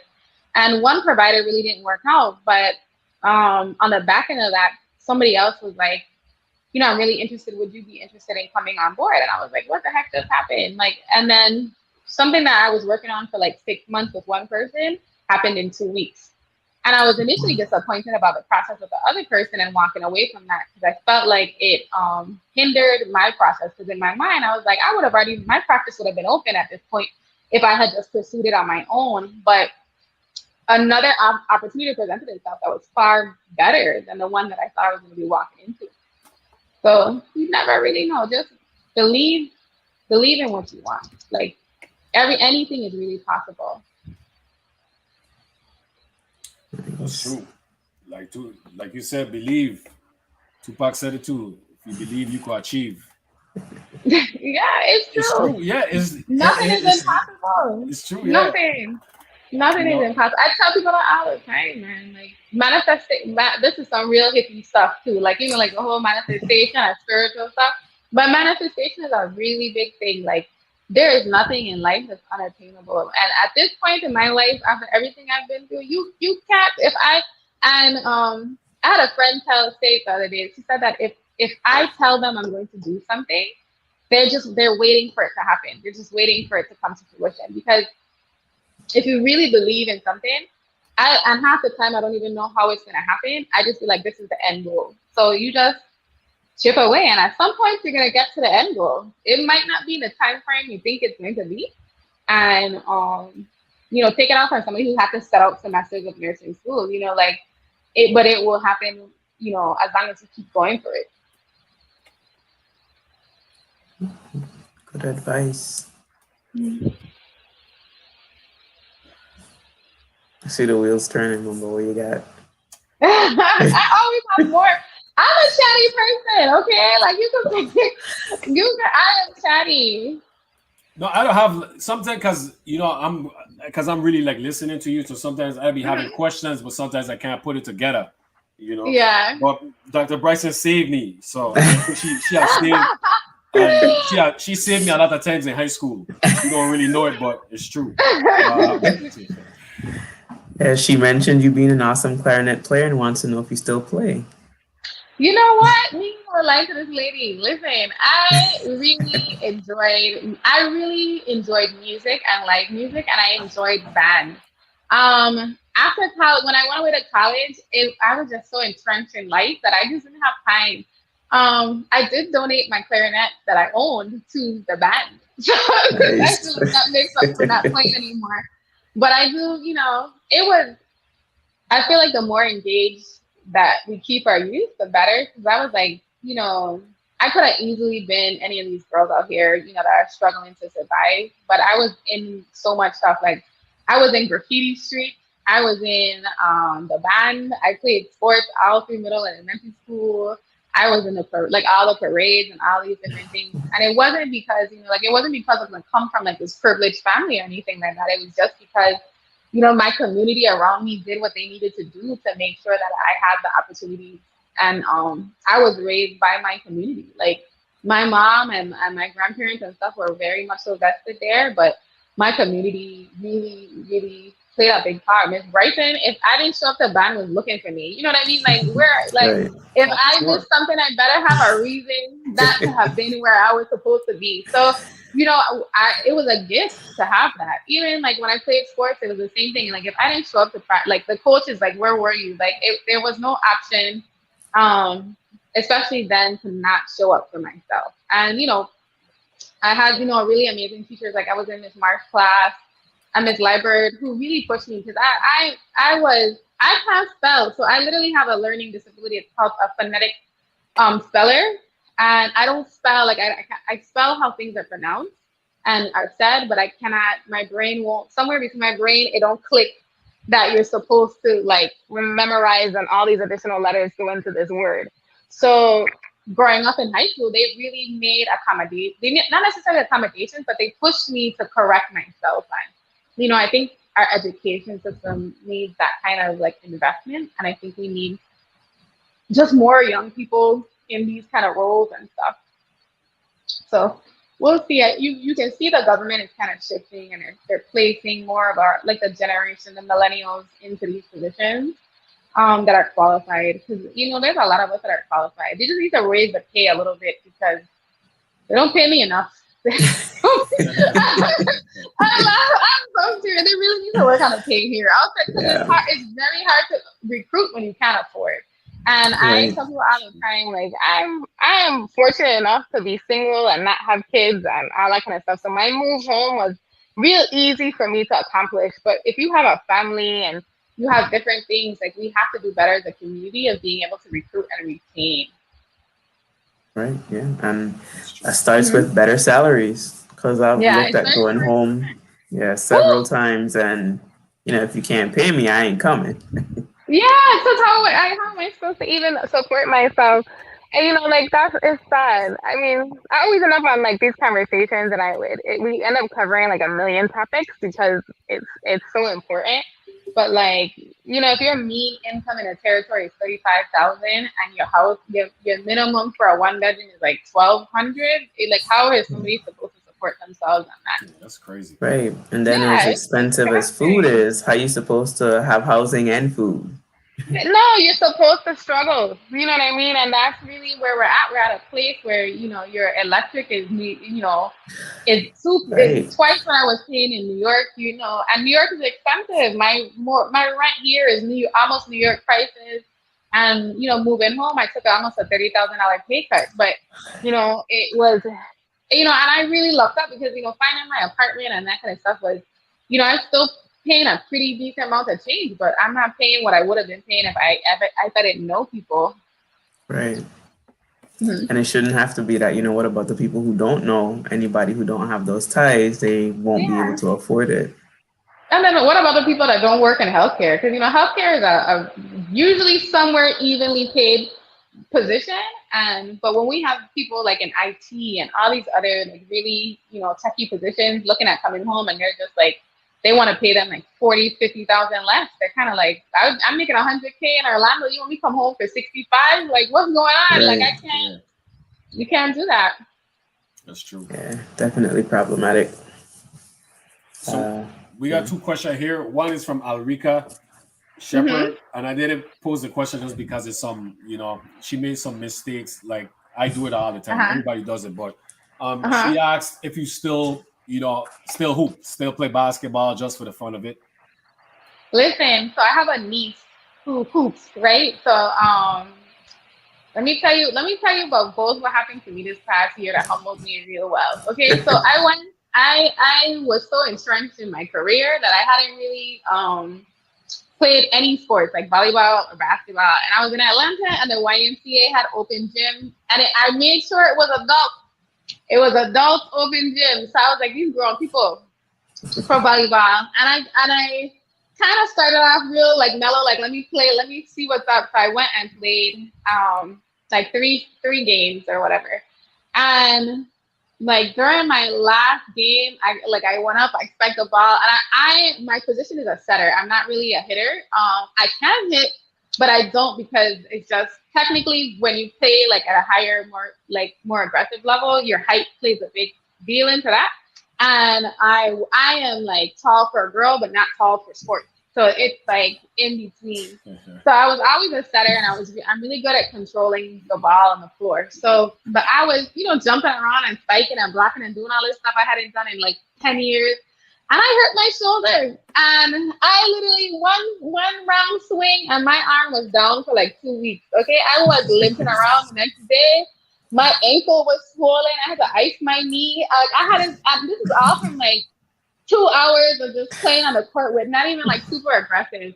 So my niece plays ball. So I was going to attempt to run ball with her, and I remembered my torn shoulder for 3 weeks, and I was like, I don't have that kind of time to be out of work right now. So I played probably, I want to say like 3 years ago just for fun because somebody was like, because I feel like I look kind of cutesy, and somebody was like, you don't know how to play, and I don't turn down a challenge. I'm very competitive, so I ended up on the court, but it was a bad situation because they played D1 in college, so I really had to put some effort into this to look like somebody who was playing. And they're 6 foot tall. She was 6 foot tall, so it still wasn't a fair game, and we played very different positions. So. But it was fun. But I do love it. I feel like I would hoop more if the opportunity presented itself. With COVID home, I was really excited to come back. And that we have the women's league for volleyball and things like that. So, I will get more active. I'm very intentional about my health and being active because I'm trying to age gracefully over here. I really don't want to. I'm a thicker woman, so for me, like if I don't stay active, it's not a good thing. Like my weight will go up really fast, and we really have to be careful with our health. Rural healthcare means limited access, and we need to get really, really good at preventative care. And preventative care starts at home with yourself. So like watching your weight, and I feel bad because I can't tell nobody in the office like you need to lose weight while I'm 250 pounds. You know what I mean? Like she could be looking at me like you fat too. Like what are you talking about? So I try not to be hypocritical. So I really do try to work out, and if every time when you come home I want to run some ball, we could do a thing, but we're doing half court. I ain't running no full court. Like we can play half court, and I'm in there. No, definitely. Full court doesn't exist to me anymore. I don't even really play basketball like that anymore. I was on a lunch league at my 2 jobs ago. Ended up playing randomly. Almost got hurt. I was like, you know what? I'm good. I don't need to do this anymore. It's that age. That age come out, and you be like, hold on.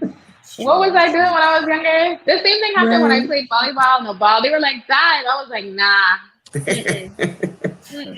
Not gonna Absolutely happen. not. Right. Yeah, no. So, question here from Andre Titus Jr.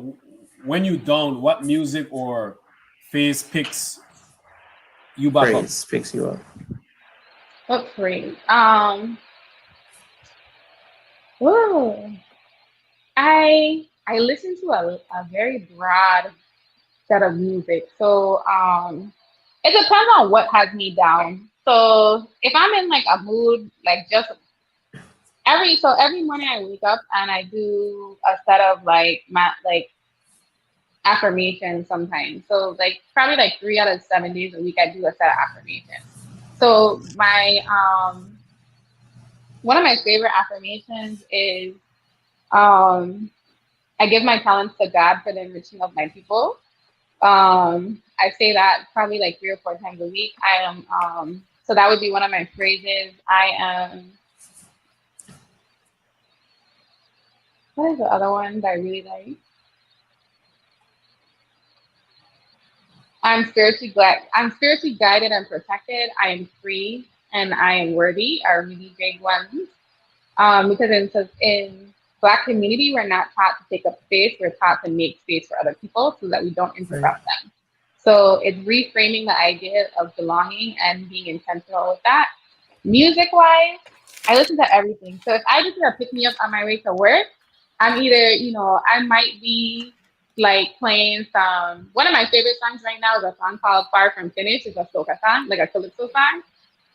And I love that song. So it just reminds me that like, even when you think things are really on the way down, like if you've made a decision that you are far from being finished, it's a very intentional step. And like I told somebody once that my plan for my life is that when I die, that somewhere in history my name persists, and that the amount of change that I plan to create will be palpable. So there's going to be resilient. Like it's going to I want to die, but whatever I've created to surpass my existence. And for a lot of people, that's their children. But when I don't know if I'm having kids, so I got wing this myself. Right. That's true. That's true. Yeah, and then outside of that, like there's a artist called Mondrell, which does like manifestation and meditation music in the morning. So like that really will kind of center myself around gratitude and graciousness, and I will do that. And then if I'm, if I'm angry and I'm trapping on the highway and I feel like I must have been like a trap, like I must have been like a gangster in my past life. I might not be one right now, but I must have been like a part of like the mafia or something at some point. So I be trapping, and I was talking like real trap, like Kevin Gates and like Tooth. Like I really think like Rick Ross in it down the highway, and then you look at me and it's this little like teen girl with curly hair in a car, like what? Like you don't want no. But or you could catch me and it's like love music, like it really or jazz, or my mom is a music head and my father was really entrenched in music. So it could be anything from reggae to Chronic has been putting out some really elevated music recently, and it could be like Nora Jones and a jazz song. Like I'm a weirdo at heart, so it could be anything. And I'm like, I really wish I had a more concrete answer, but I don't. I really think that just be open to whatever vibration talks to you and live your life. Like it might be weird, but it works. Yeah, No, here it's for cool. that, definitely. Mm-hmm. You could use weirdo or you could use unique. You know what? I like to go with weird because unique is like this. We like to piggyback things, like make things pretty, and it Yeah. sometimes being that different is being weird because you like, and that's okay because and in our culture, I'm weird. I'm a lesbian midwife that listens to all kind of music whose mother is white. You know what I mean? And I have a Rastafarian father. Like it don't get no more mixed up and strange than that. Like it's so it's a level of like independence that I'm okay with you weird. Like I don't look at it as a bad term. You know what I mean? I look at it as like a great classification to something that's far different than the Yeah, norm. it's true. You know, do it, whatever makes you happy. Every person have a right to decide their own destiny. You Yeah. know, that's from Bob Marley too, by the way. I kind of switch it up a little bit though. We went from Tupac to Bob. We don't got Yeah, yeah. You we know, don't got a little bit of everybody in there. gotta represent. You gotta represent the legends. You Hmm. know, you gotta represent the Hmm. legends. So we have a question here from Carrie. Hmm. I don't know if you asked these already, but Carrie, you got the same question for other Okay. people. Hmm. So Okay, let me see. I'll go with the first one. How does one become a midwife? So the truth is there are two different kind of midwives. There are nurse practitioners who are midwives, and it gets a little confusing because nurse practitioners who are midwives can take care of women throughout their lifespan. So they're women's health practitioners who also do birth management, which is women's health practitioners don't do that. So So from the time you are thinking you might start your period, so from the time puberty hits to when you die, your midwife, as a nurse practitioner, can take care of you for even basic healthcare needs. There is another version of a midwife, which is a certified or lay midwife or a licensed midwife. Those are all kind of in the same compass, just different levels of education. So they are trained exclusively to manage pregnancy, birth, and postpartum care, and that is it. If you have any other health problems or anything like that, they don't manage that and they only manage healthy births, like normal, healthy, no risk factor kind of birth. So very, very low risk patients. And those midwives predominantly function outside of hospital settings. They do home births or birth center births. So for my education, you have to be a nurse. So you go to school, become an RN, and then you have to go back for your master's, which is your specialty degree, which is another 3 years of training. And then you sit for board, which is another, like, basically an NCLEX for nursing, but whatever for your group. So mine was the Certified Nursing Association. I had to sit for another licensure exam to make sure that they felt like I was competent. I'll go with, what advice would I give someone who's pursuing my career? I think that midwifery is a calling. Don't do it because you think you want to deliver babies. Do it because you want to be with a woman when she delivers. Because it's far more emotional and a far more giving of yourself than simply catching a baby. You have to really want to be there when the baby's not alive, when we might be looking at losing mom. So you want to be there in all of those moments, because you're going to experience all of those moments. I would say find a mentor. I was really gifted to intentional about finding a Black midwife. If you are a person of color, find a Black midwife. Find one. It's hard to find us, but we are out there. If you are from our community and you want to be a midwife, find me. I have mentees. I will bring you on to in the hospital to circulate, to rotate with me to see if this is really what you want to do. Because at some point in my life, I am going to retire, and I want someone from here to care for the women that are here. Biggest obstacles, I think, I went through it. Like my traditional schooling wasn't smooth, you know what I mean? So like I didn't get into my nursing program, and I had to find an alternate route. So that was an obstacle within itself. I think in the middle of my doctorate program, I went through a really difficult divorce. That was an obstacle within itself. Navigating college life without a lot of direction was really difficult, because I really didn't have, like, my mom and dad went to college but never really completed all of their stuff. So it was, a new process for them as well. And I don't come from money. I don't come from, somebody who would pay for my education the entire time. So, I was working full time in college. I was working as a home health aide and an LPN while I was in nursing school. And, I worked full time when I was in my master's program. That's hard. Like, it's not easy trying to balance life. And, I had to put, like, friends on the back burner. I had to put a lot of other goals that I may have had in my life on the back burner for them to really focus in on my education.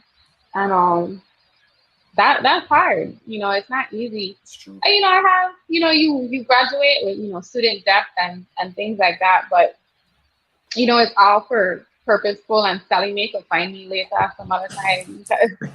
But we all have challenges, and we have, I think, I like I said, like, I've experienced a lot of loss at really difficult times, but I think during those times, you kind of just, all you can do is really just allow yourself to experience whatever it is that you're going through, and don't allow it to define you. You know what I mean? Because if you do, then you're going to spend a lot of your life angry and grief. So you spend so much time being upset that you forget, like, all the things to be happy about. You forget, like, all the struggles.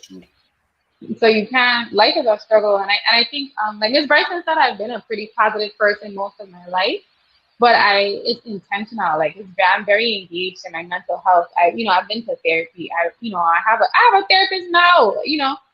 And I see her every 2 weeks. She's a Black lady, and I'm very intentional about stuff like that. Like we are entitled to amazing lives and to be happy, and do whatever you need to do in life to make that possible. And for a lot of people, that's going to see a therapist and really unpacking some of your childhood traumas, because we all have some stuff.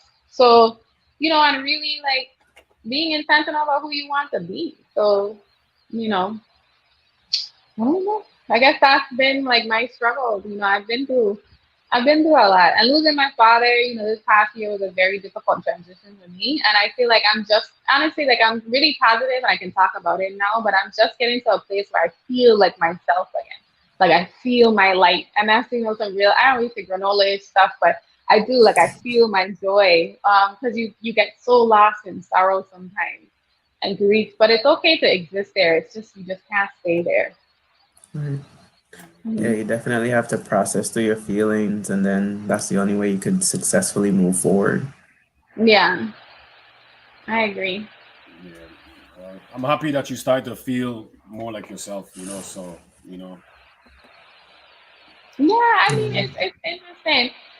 So it's and this past year, it's been challenging. I've dealt with a lot of within my university. I've dealt with a lot of microaggression, and I've dealt with a lot of like white gatekeeping. So, like when you go away to school and stuff, and when you live in the States, you deal with another level of racism that just doesn't exist here. And my father was really pro-black, and my mother was very supportive of that as well. So when I got into my school and kind of found out that it was like founded by a white supremacist, and I'm already in the school at this point, and I'm like, what the heck is happening here? Like I really pushed like an initiative for them to address their history. And because like growing up here, we've been to the plantations, and I was touring this lady's house, and they kept calling the house the big house, and I was like, what do you mean, like the great house? Like this, like I'm on a plantation? Like what's happening here?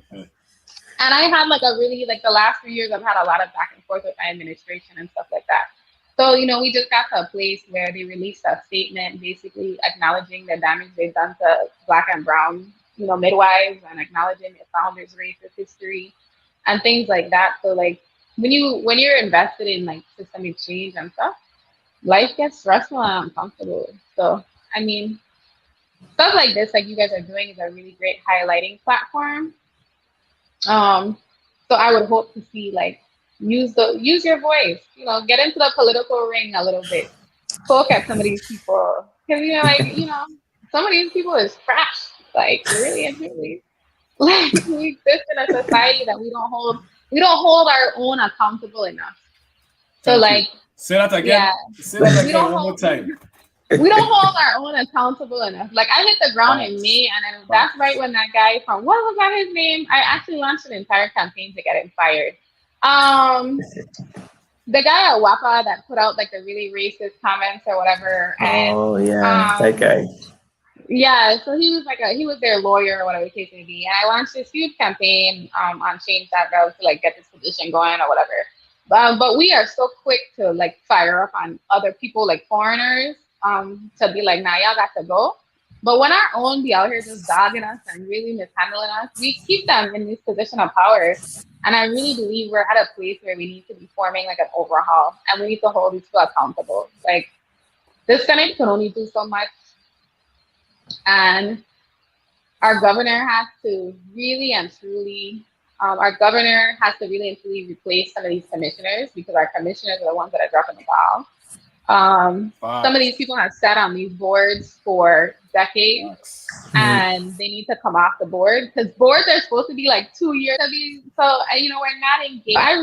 Y'all challenging what Environment. I still trying to, what I'm saying? I'm trying to be a good person. I'm trying to. Aggression. You cannot just go and smack somebody just because what I mean. Like, that's me, and that's the problem. And at this point, I don't have to choke you. Like this is just it. Like I just gotta. And that's me. I don't want to put hands on people. I don't want to do that. I'm trying to not be like that. So that's why I don't want to be that type of environment. I'll stay here in the podcast. Yeah, that's agreeable. That's understandable. Yeah, But you know, if we're all doing something and really taking an intentional role in our community, the amount of change we can create. And there are Mm. some really nice, really decent people here that are really doing some things. And it's nice to see like the governing, you know, body, like our governor and stuff, appointing really young, like 30, 31, 32 people into these roles, and really giving them an opportunity to flourish. I just feel like there's so much more of that needs to happen. that's true. And some of these gatekeepers who are like old, they just need to step down, like honestly, because, and you know, and give way to somebody who's capable. You know, and they did their I agree. time. You know, everybody's done their time. My mom says this all the time. My mom be like, you know, we all did our time. We're all old now. Like we're out of touch. You know, so she'll be like, they just need to give advice, like offer counseling, but they need to come out to the role of leadership. Like it Right. does. We should be calling. That's what y'all could do. Tell them they need to retire. Host like like call them out. Hey, viewers, Uh-huh. put the names them. I'm gonna call them out. Oh jeez, Names I'm them. just a guest host, so I ain't trying to get in trouble or fired. See, that's what I'm talking. See what Karen doing? She already running away. That's what I'm saying. Oh, nah, I'll help, but you know. She's like, hold on, I might need that job in a little while. So wait a minute. Nah, you gotta call out wrong when you see it because that's how it Yeah. perpetuates and that's how your society gets messed up and you know it all the Black women time. are saving the world. We do it all the time, okay? All the time. You know what? We're gonna top this off because since I'm a West Girl ambassador, I'm gonna add that as a phenomenal woman, you must add that I'm a phenomenal West Girl. Like There we go. I am our culture. You know what I mean? So You're a I am my phenomenal West girl. ancestors. You're a West phenomenal Girl. West girl. Yeah. Let me protect myself here. I was raised by a single mother. Ah, okay. So honestly, I was raised by a single mother my Mhm. whole life up to this day. And so I see it from a different perspective Mhm. for a woman, because my mother was the mother and the father. She had to be a father figure for Mhm. me to her best ability. So I see it from a different perspective. So my respects for a woman is it can't get any higher than whatever it is. Honestly, Mhm. and that's real. So Yeah. yeah. So I didn't expect you guys not to be that phenomenal this month. Okay. Okay. I'm just saying that, it's more of a compliment, Right. Mhm. So I didn't prejudge or anything like that, so Okay. yeah. I So was about to say like you got me the West Y'all gave you me and you was like, who's this? You know, like who's this person? But yeah. my resume is looking kind of nice. You know, I hold my own in the community. No, you did great. It Absolutely was do. when it's just when I talked with West Girl, it was like it was Mhm. different. It was like, wait, what? Mhm. Well, she got speaker ambassador. I was like, well, this Yeah. is different. So but But it worked out. no, Okay. you represented it well. Thank And you. speaking of, I was going to say this too, is that if you listen to your story and listen to you explain the representation of West Girl, who you are and where your mom and your dad represented and how Mhm. you live your life, you pretty much represents what West Girl stands for. If you really think about it, Yeah. getting to know you and listening to your story, you pretty much represents what they represent. Yeah, the cool thing is that each one of us, each of the ambassadors have really amazing stories. Like we all come from, our community and they picked us all individually because of that. So we all have, like I said, we're all from different facets of within the St. Croix West Side community, but we're all like in different facets of life. So some of us do, like I do medicine and healthcare, some of them do fashion and lifestyle, some are travel people, some are, education and mental health focused. And so they have some really amazing ambassadors. So, I hold my own within that idea of things, but I really I have a very specific niche and motivation and kind of thing. And each of them have theirs as well. So they picked us purposefully, and we each kind of represent a piece of them. So um it'll be interesting. I don't ever foresee them revealing themselves, but I do think that if you guys are interested, there are other ambassadors that would make amazing guests. I was just gonna say that I would Yeah. definitely love to have all the ambassadors eventually come on the podcast and share their story. How gonna And be a hot mess? Oh, I thought you said like all at once. All at 'Cause I was once. gonna oh be no like, no no yeah, no no no hot not mess. no no no no not You no no gonna even be no no like, no one by one, one by one Mhm. eventually, I'll definitely, you know I'm honestly, the podcast is for everybody. If there's someone want to share Yeah. a story, it's it's for everybody. So eventually I would love to have, all the ambassadors come out and share the story, inform the public about their life and everything from their perspective, Mhm. so and we just see how all you guys' story intertwine, Mhm. so we coming out to the final stretch, and I have some random questions. I usually like to when I listen to the guest story, Mhm. I like to write down random questions, that represents what they talk about, and then I have some Mhm. pre questions that I ask all the guests. So the Okay. first so the first one is who who is your favorite complex teacher? That's a Ooh, you trap trying to get me question. caught up? Right, that's That's why I loaded. was laughing, and the reason why I was laughing is because Miss Ooh. Bryson was on earlier, so that's why I was laughing. Ooh. So I'm setting you up. My favorite complex. You know what? And I know she don't know this, but my favorite complex teacher is Miss Liebert.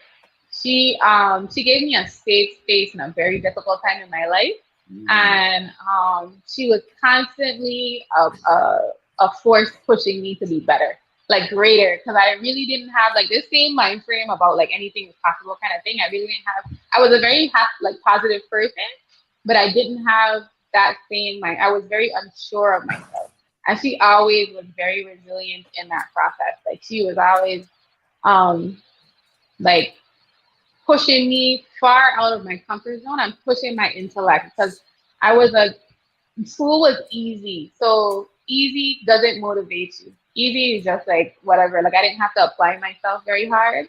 So she forced me to do it. nice, nice. Mhm. Your favorite. I don't even know if I'm wording this right, so I apologize for my English and my grammar, everybody. Okay, first of all, let me Mhm. just say that right now. Your favorite poetry artist Uh-huh. and your favorite poem.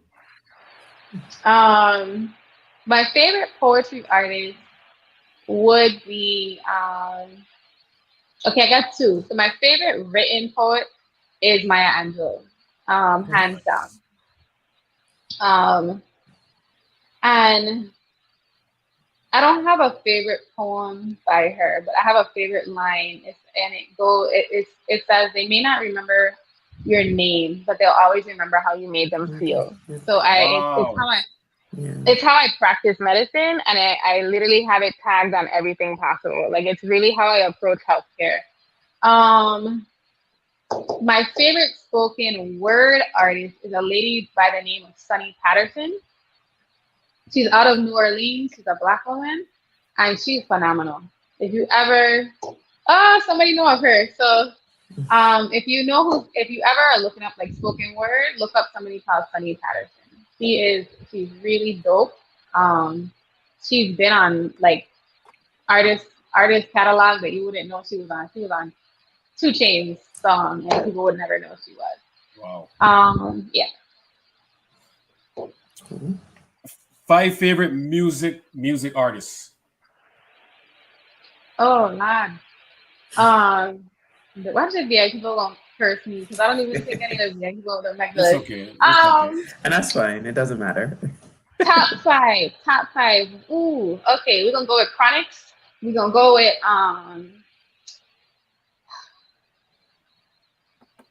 who do I listen to on repeat? We're gonna Jasmine Sullivan. We're gonna go with Nora Jones. Wale.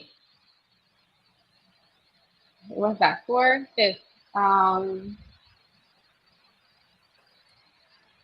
Bob Marley. Nice. Cool. I feel like that's all Okay. over the place. No, that's But good. it represents you, so that's cool. Yeah. Yeah. Is And then Tupac you is can Tupac in wait, the can top we 10? add Tupac's in the top 10. Okay, We good. can add a little Dexter Daxon to that. I'm a little ratchet, so you gotta put a little, some not Cardi. Let's go with City Girls.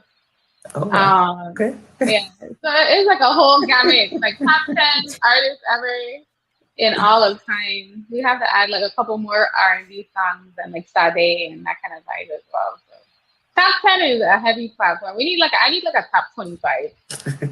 Wow. Nice. I have mood playlists. Like my Spotify playlist is like ratchet girl, mellow, reggae, dance house. So like I have a whole like gamut of moods that go along with that. Nice. What does life means to you? Life means giving back.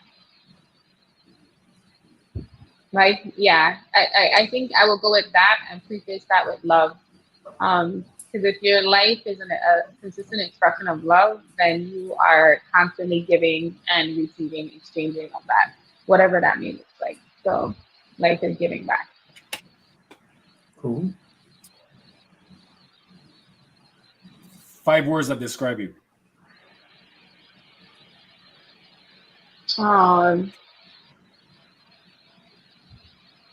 Persevering,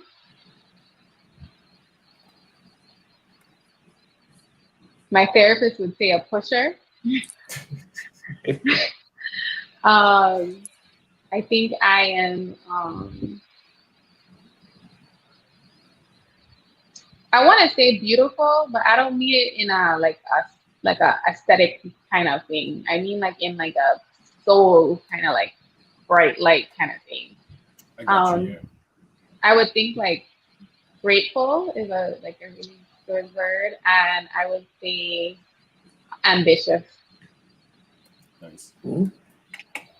I think I got 2 more. Okay. Actor to play your life story in a movie. Look at curly hair. That's a good Oh, question. you know who I would like? You ever watch The Freedom Writers? The girl with the big lips. She's really pretty. I like that girl. She was one of the lawyers in The Freedom Writers. I don't remember her name. What? You know what? We're gonna have to go with somebody else. I don't know, because that's the only person I'd be like, that one there. That one, yes, let's go with her. You said what's the name of the movie? Freedom Writers. It's Freedom Writers, yeah. What's her name? I have to look it up. She played in another movie recently too. She's a really dope lady. We're gonna have to come back to her. Let's see. You talk about April Hernandez? I think so. I think that's her. She likes it? Yeah. She's pretty? Yeah. 5 dinner guests, dead or alive.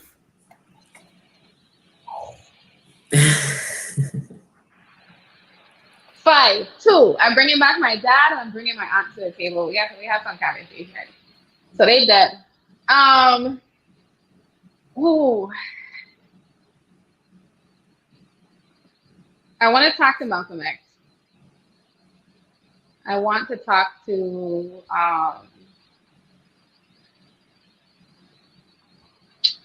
what's his name?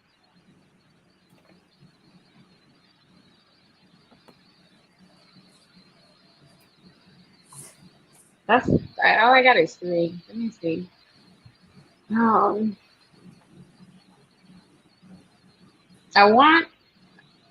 would love to have a conversation with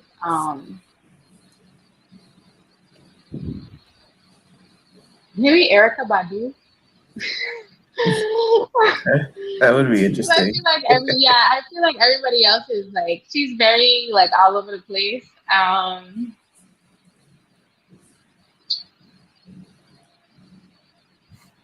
I would have loved to met Angela Davis. I would have loved to meet her. Okay. And I think my 5th one.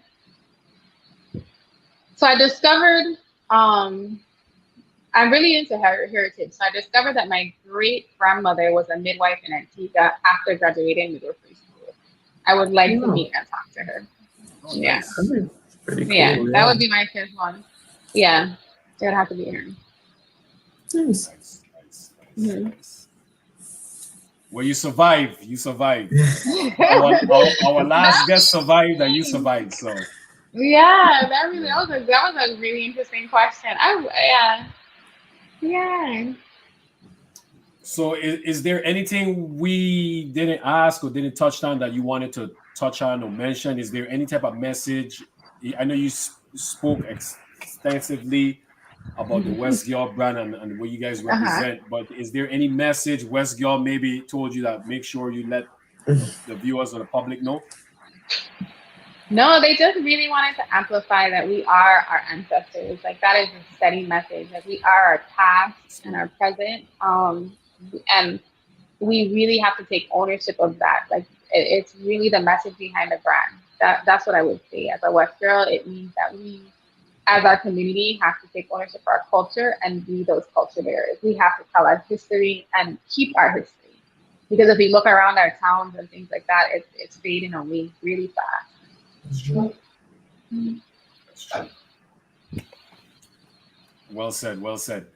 Shout out to all the viewers. Shout out to everybody that supported the anonymous. Man, for some Not. reason it doesn't sound like I pronounced that word. No. The West Girl And Ambassador Brittany Dawson.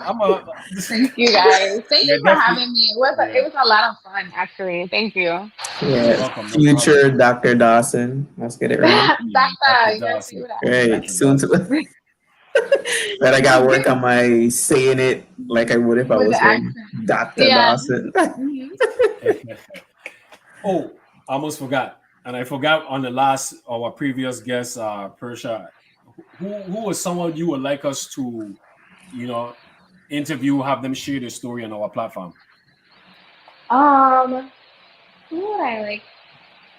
There's a couple of people I think would be really great on something like this. I have to say, off my top of my head, Tasha Renee would be a really great guest. Who? Especially around Tasha Renee Michelle. She's really big on like family and like has like a YouTube channel and has really been big on like the unity of what it means about her birth, like giving birth, and she told her birth story. She's had 2 home births, which is a really big thing for Black women. Um, Ty Nelson is a really great person to bring on the podcast.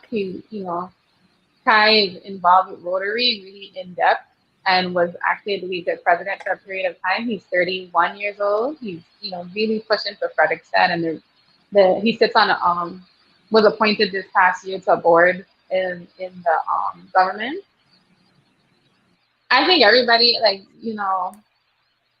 um, I feel like people getting mad at me that I don't say their name. But there's a lot of people that are doing things. Diamond and Deidre Ritter are the two twins from St. Croix who are doing Rich Noir, which is their brand. And I think they'd be a really great tool to bring onto the podcast. And then Deidre is a part of a podcast herself that features Hey Isa.